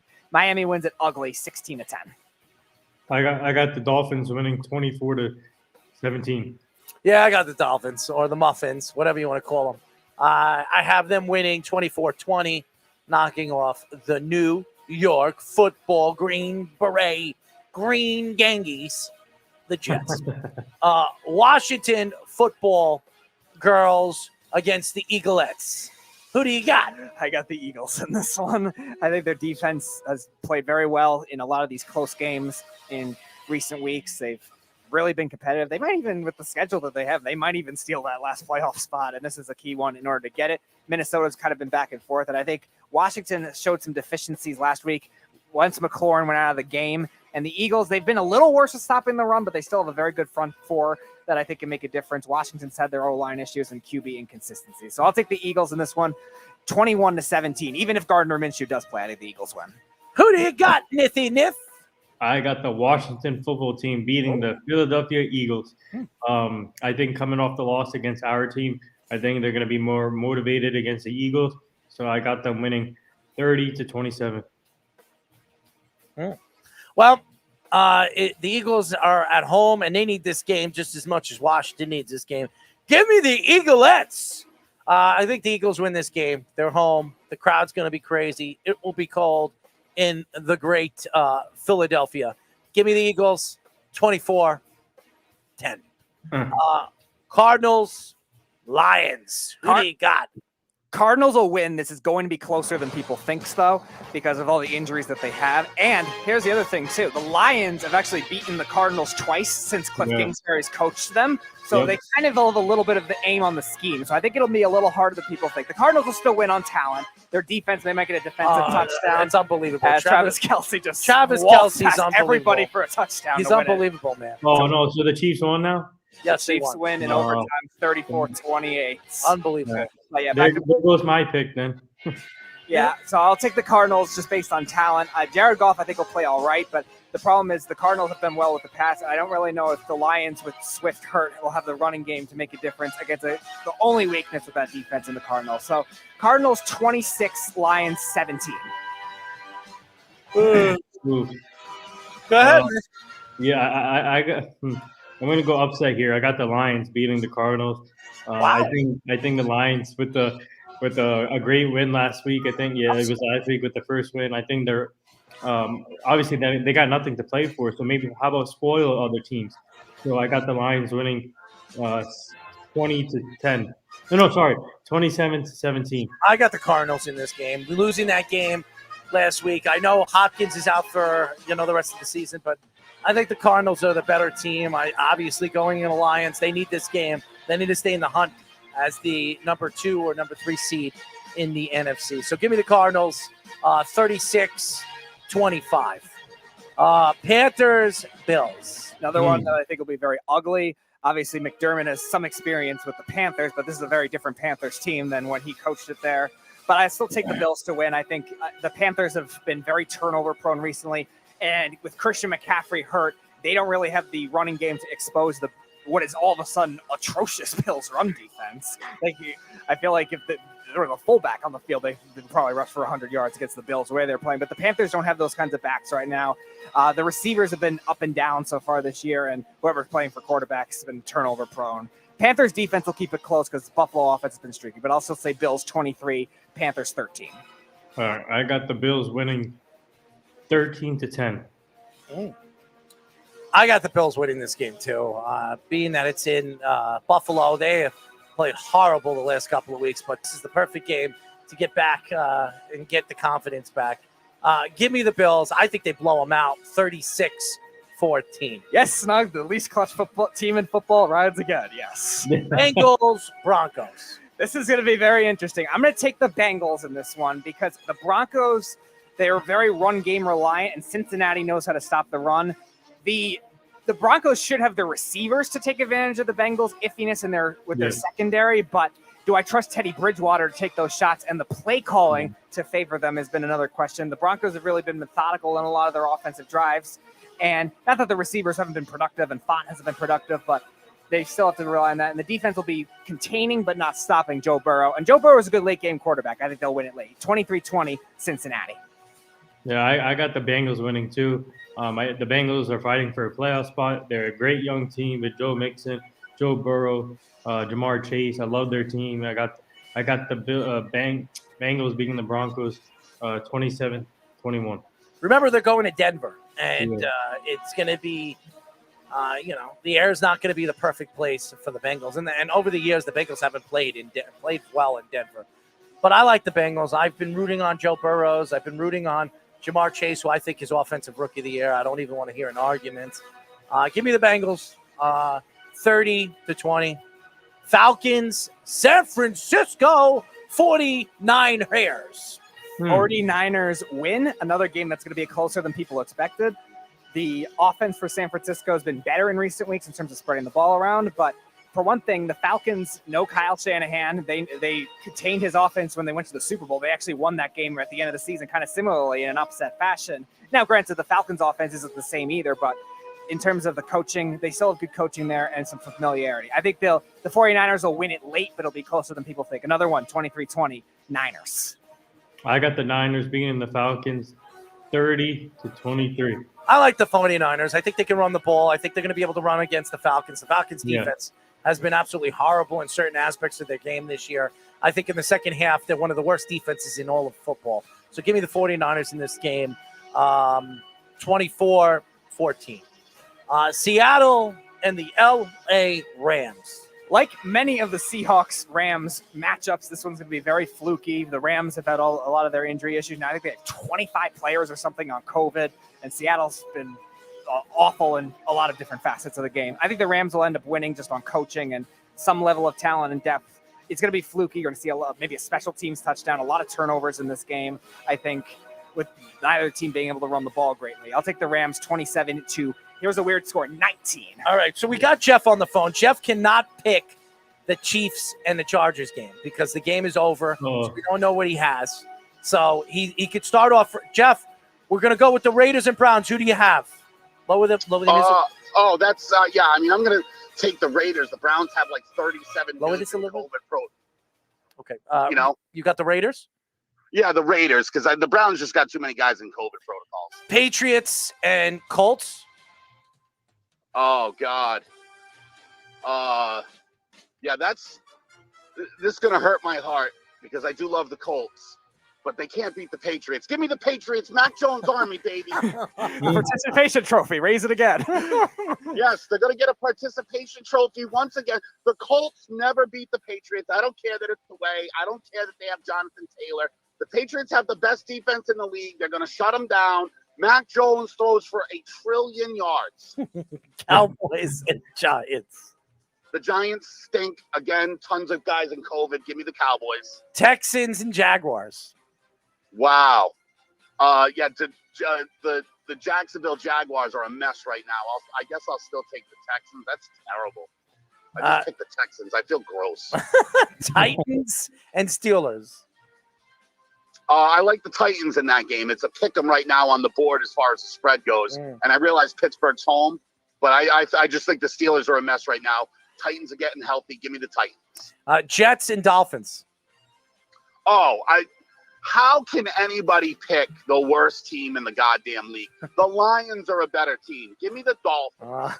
Washington and the Eagles.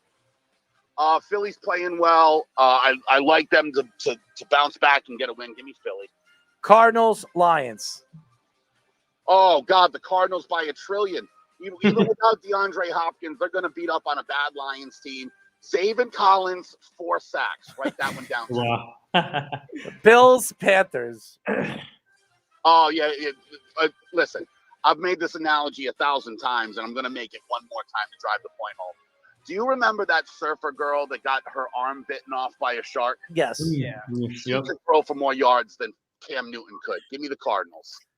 You mean the Bills? Oh, the Bills. I'm sorry. Yes. Yeah, Bills. Bengals, Broncos. Wow.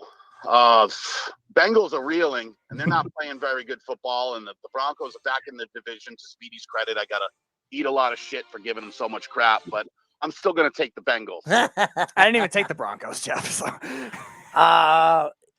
Atlanta and 49ers. 49ers. Atlanta stinks. All right, so now you, Nathan. Seattle Rams, who do you got? I mean, I write for the Seahawks I write for the Seahawks, but I got to go with the Rams. They're obviously they're fighting for something. The Seahawks are not, so I got the Rams winning. It's gonna be a close one because the division game usually, obviously, they always compete well against each other. So I'm picking the Rams 30-29. Who do you got, Jeffrey?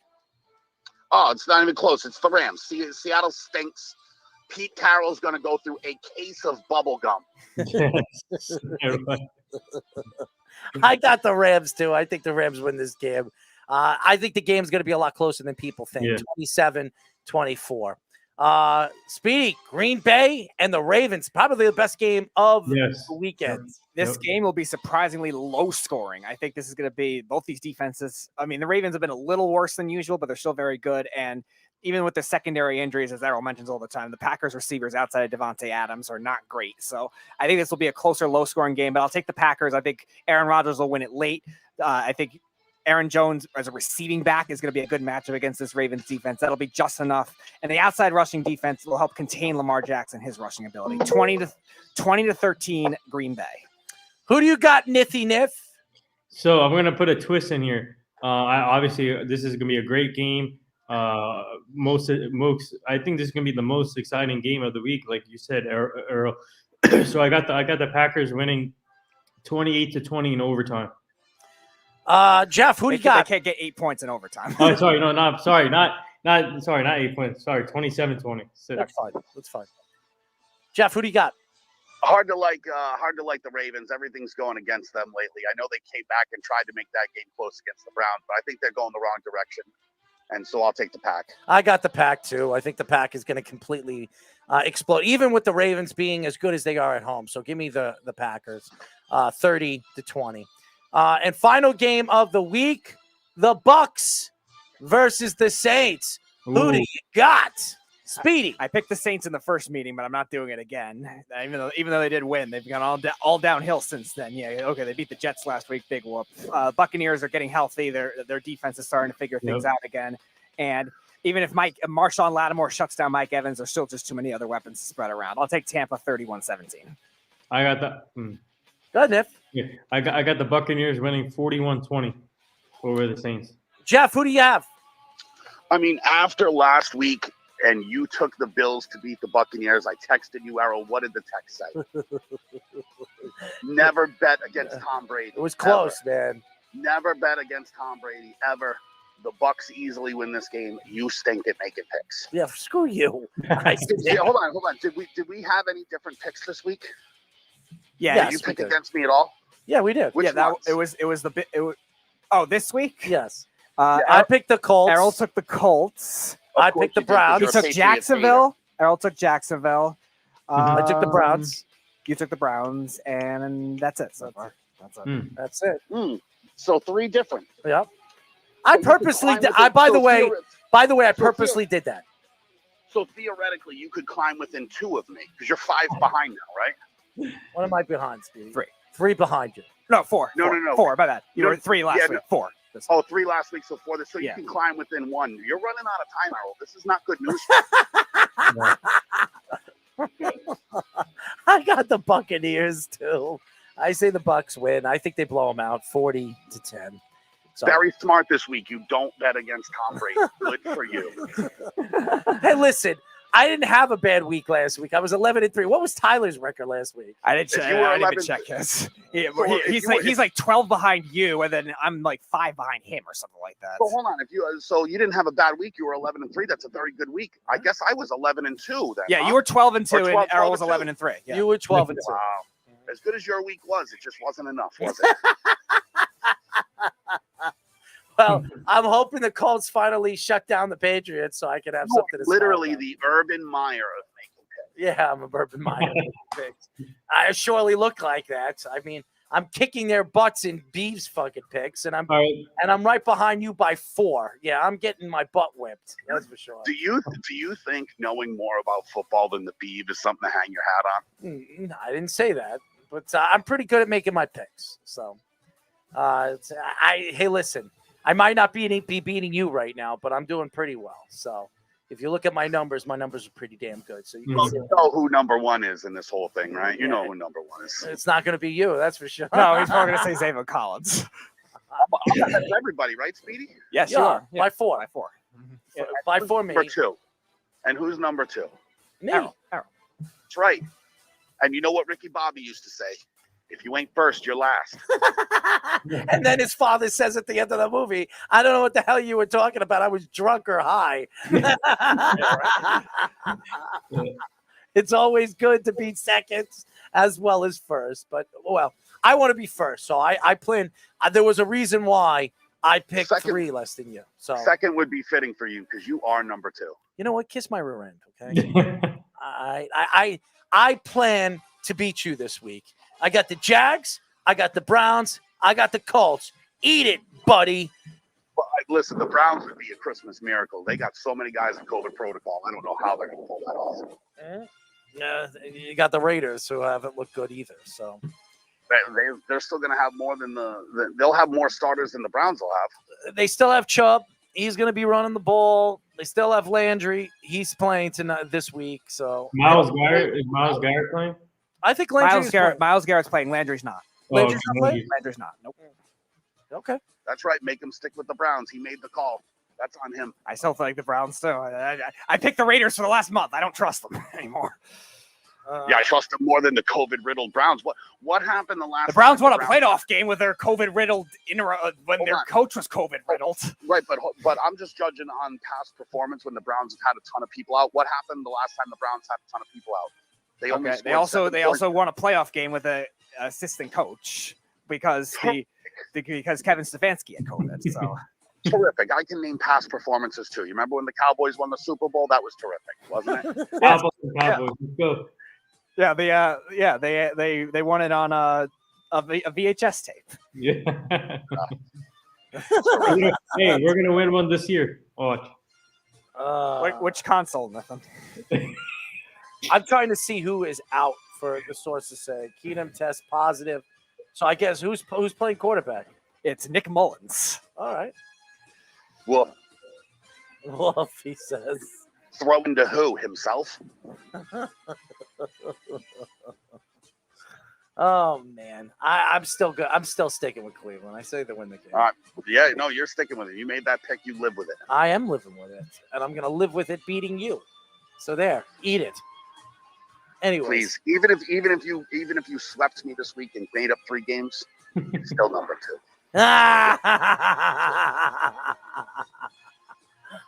We'll see.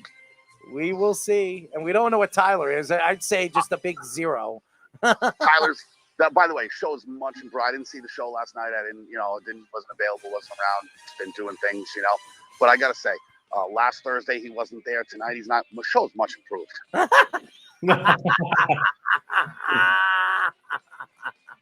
I love it. Yeah. Much improved. How is it over there in Rhode Island, man? Yeah, that's all right. It was 60 today. That's balmy 60 degrees. Ooh. That's nice weather, man. Yeah, it's all right. I mean 85 degree weather. He's like Costa Rica. He's bragging now. By the way, you guys have one more game too. Vikings Bears. You forgot to pick. Oh, there is a game. Monday Night Football. Yeah. Oh, who do you got? Vikings Bears. I got Minnesota. I think close game. The Bears defense will keep it close against the run, especially. Dalvin Cook played great against the Steelers, but Mike Zimmer didn't use him in the second half. We'll see if they go to it again. But Minnesota makes every game close. 24-17 Vikings. Who do you got, Jeffrey? Again, rule of thumb. Never bet against Tom Brady. Never bet for Matt Nagy. I'll take the Vikings. Who do you got, Nathan? I got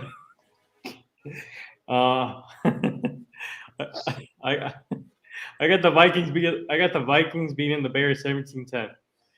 I want to take the Bears. I really do, but you won't, though. I'm not going to because I got the Vikings. The Vikings need this game. You can afford to fall further behind. No, shut up, you. I got the Vikings. I think it'll be very close, and the Bears will have a chance to win the game. My plan is to get so far ahead that I don't make a single pick in week 18 just to let you catch up. Wow. Well, that would be stupid. That's not going to happen. But, Jeff's going to pick all the teams that he's saying not to pick right now. Yeah, that's not going to happen. Sorry, when I sweep them this week and I go to 7 up on them, I'll be halfway home. I'll have a couple of weeks to run it all the way up to 15 or 16 up on them. Just keep picking the COVID-riddled Browns. You're helping me out, friend. The COVID-riddled Browns. Okay. Look who they're playing. They're playing the Raiders. Raiders aren't a bad team. Listen, they've had a lot of struggles this year with a lot of off-field stuff, and they're still fighting for it and still have I think they still have the same record the Browns have. One game back. What I'm saying?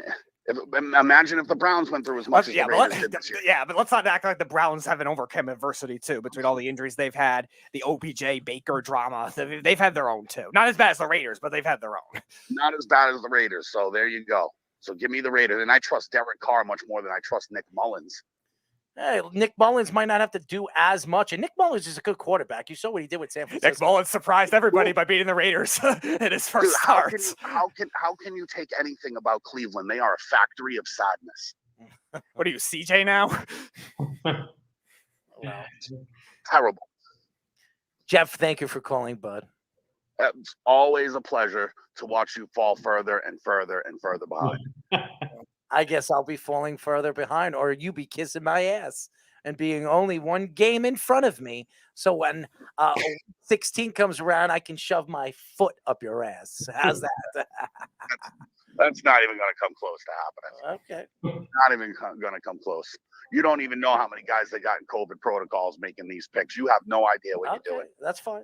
That's fine. Zero idea. Well, I'll be sure to call you when the Browns beat when the Browns win. You might as well be a monkey at a zoo flinging shit against the wall. That's what you're doing.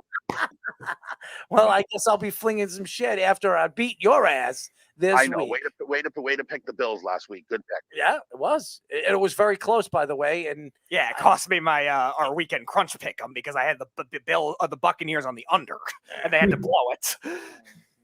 Unfortunately. What were the other ones that we differed on last week? It was that one. It was the Rams and the Cardinals, and right on the Rams. Yeah. Rams, Cardinals, and it was the Browns and the Ravens last week. You got the Browns right. I had the Browns over the Ravens. Yeah, exactly. See, Browns, terrific team last week. This week, not so much. What, so they're the epitome of a pattern? Is that what it is? He just wants to prove that he's right, okay? And he's going to be wrong this week, so it's all right. Highly doubtful. Highly doubtful. I mean, to this point, who's been the most right? What, 4 right? You're gonna brag about 4 more right than me? Come on, it's been close, buddy. It's been close. That's big because we pick a lot of the same things. Did anyone pick the Giants? No, because that's obvious, right? Like those are obvious things. You don't do that, right? So when it comes down to being, having I don't always take obvious picks. That's bull. I've taken some crazy I'm just picks. saying that's like an obvious pick it would be crazy to pick the Giants. That's what I'm saying. So like half of these games, don't even count because how about so we just obvious. all be like Tyler, who's like 13 behind me and 17 behind you. If you want to brag about a lead, brag about that lead, or brag about the lead against Speedy or something like that. Are you kidding? That would, I mean, honestly, like, is that something to really brag about? That's literally like the original dream team playing a middle school girls basketball. See, there's 2 things you could guarantee about Tyler's pick. 1, he's not going to pick the Packers. That's true. It never 2, does. he's not going to pick the Vikings. And 3, he might struggle to pick the Ravens. There's some weeks he does, but he has this he'll never pick the Steelers. Infatuation to hate Aaron Rodgers. He and Kirk Cousins too. And Kirk Cousins. You the 500. And maybe that's why he's not showing up to the show. Number one, he doesn't want to fight, so that's one thing. But has he handed you $500 yet? No, not yet. But he didn't show up tonight because he didn't want to hear what he had to say in that clip. But I'll be sure next Wednesday to play it to him, and he's going to have a lot to say because I want that $500. He swore to me. You want to make the show interesting with him on it. You tell him to bring the $500 on the show. You'll play the clip and he can hand it to you on the show. I might just do that. Actually, yeah. We'll see if he pays because he doesn't pay off bets. So dude, he's going to pay you in government cheese. He don't pay up bets, but he loves to tell everybody that I'm 0-6 against him in picks or bets, which I don't know where he comes up with that number because he's never. I don't. The one time he won something was the Panarin thing. That the Panarin went to the Rangers, not the Islanders. That was the only thing that we've ever bet that he's actually was right about, and to this day he still brags about it. You're letting that kid make picks. I'm not even sure he knows even how to read a betting slip. I'm not even sure that kid knows how to read anything except the Denny's menu. You got the tutelage from Andy Reid. I'll have 3 Grand Slam breakfasts, please.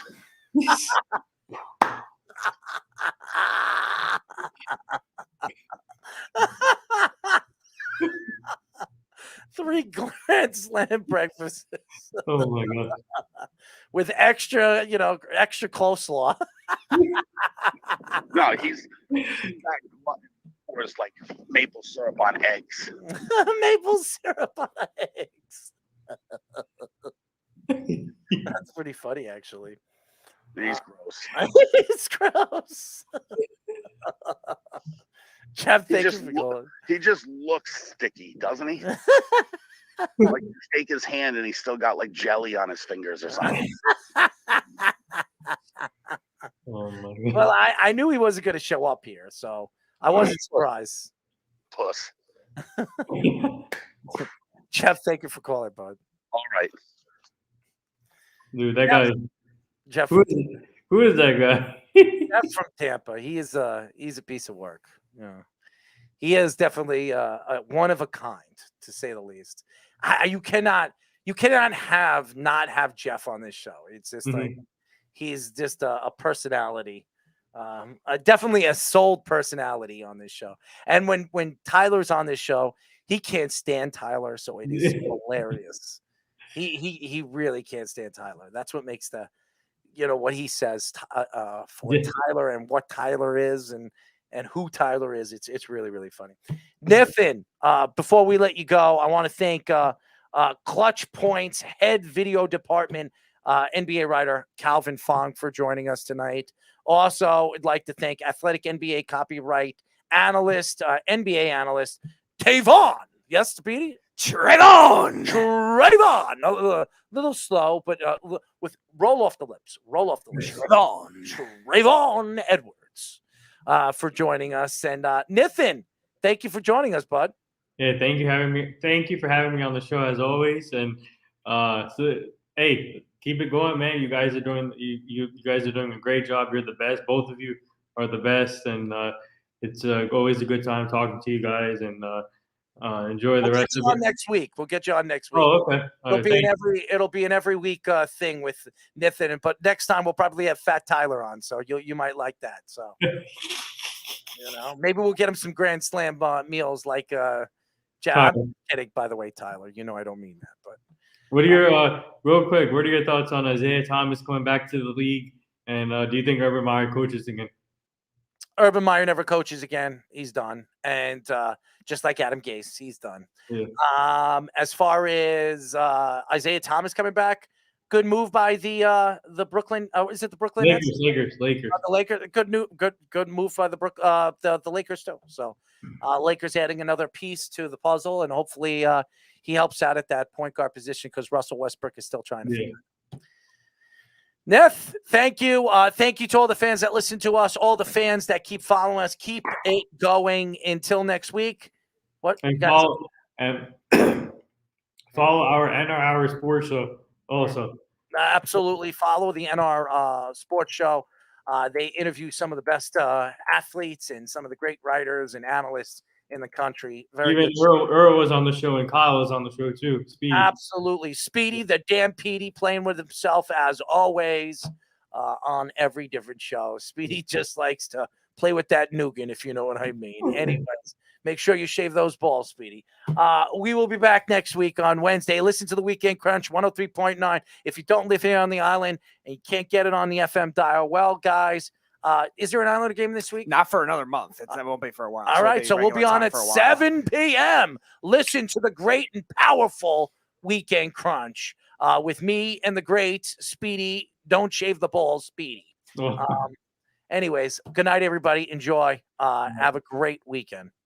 It's the Worldwide Sports Radio Network.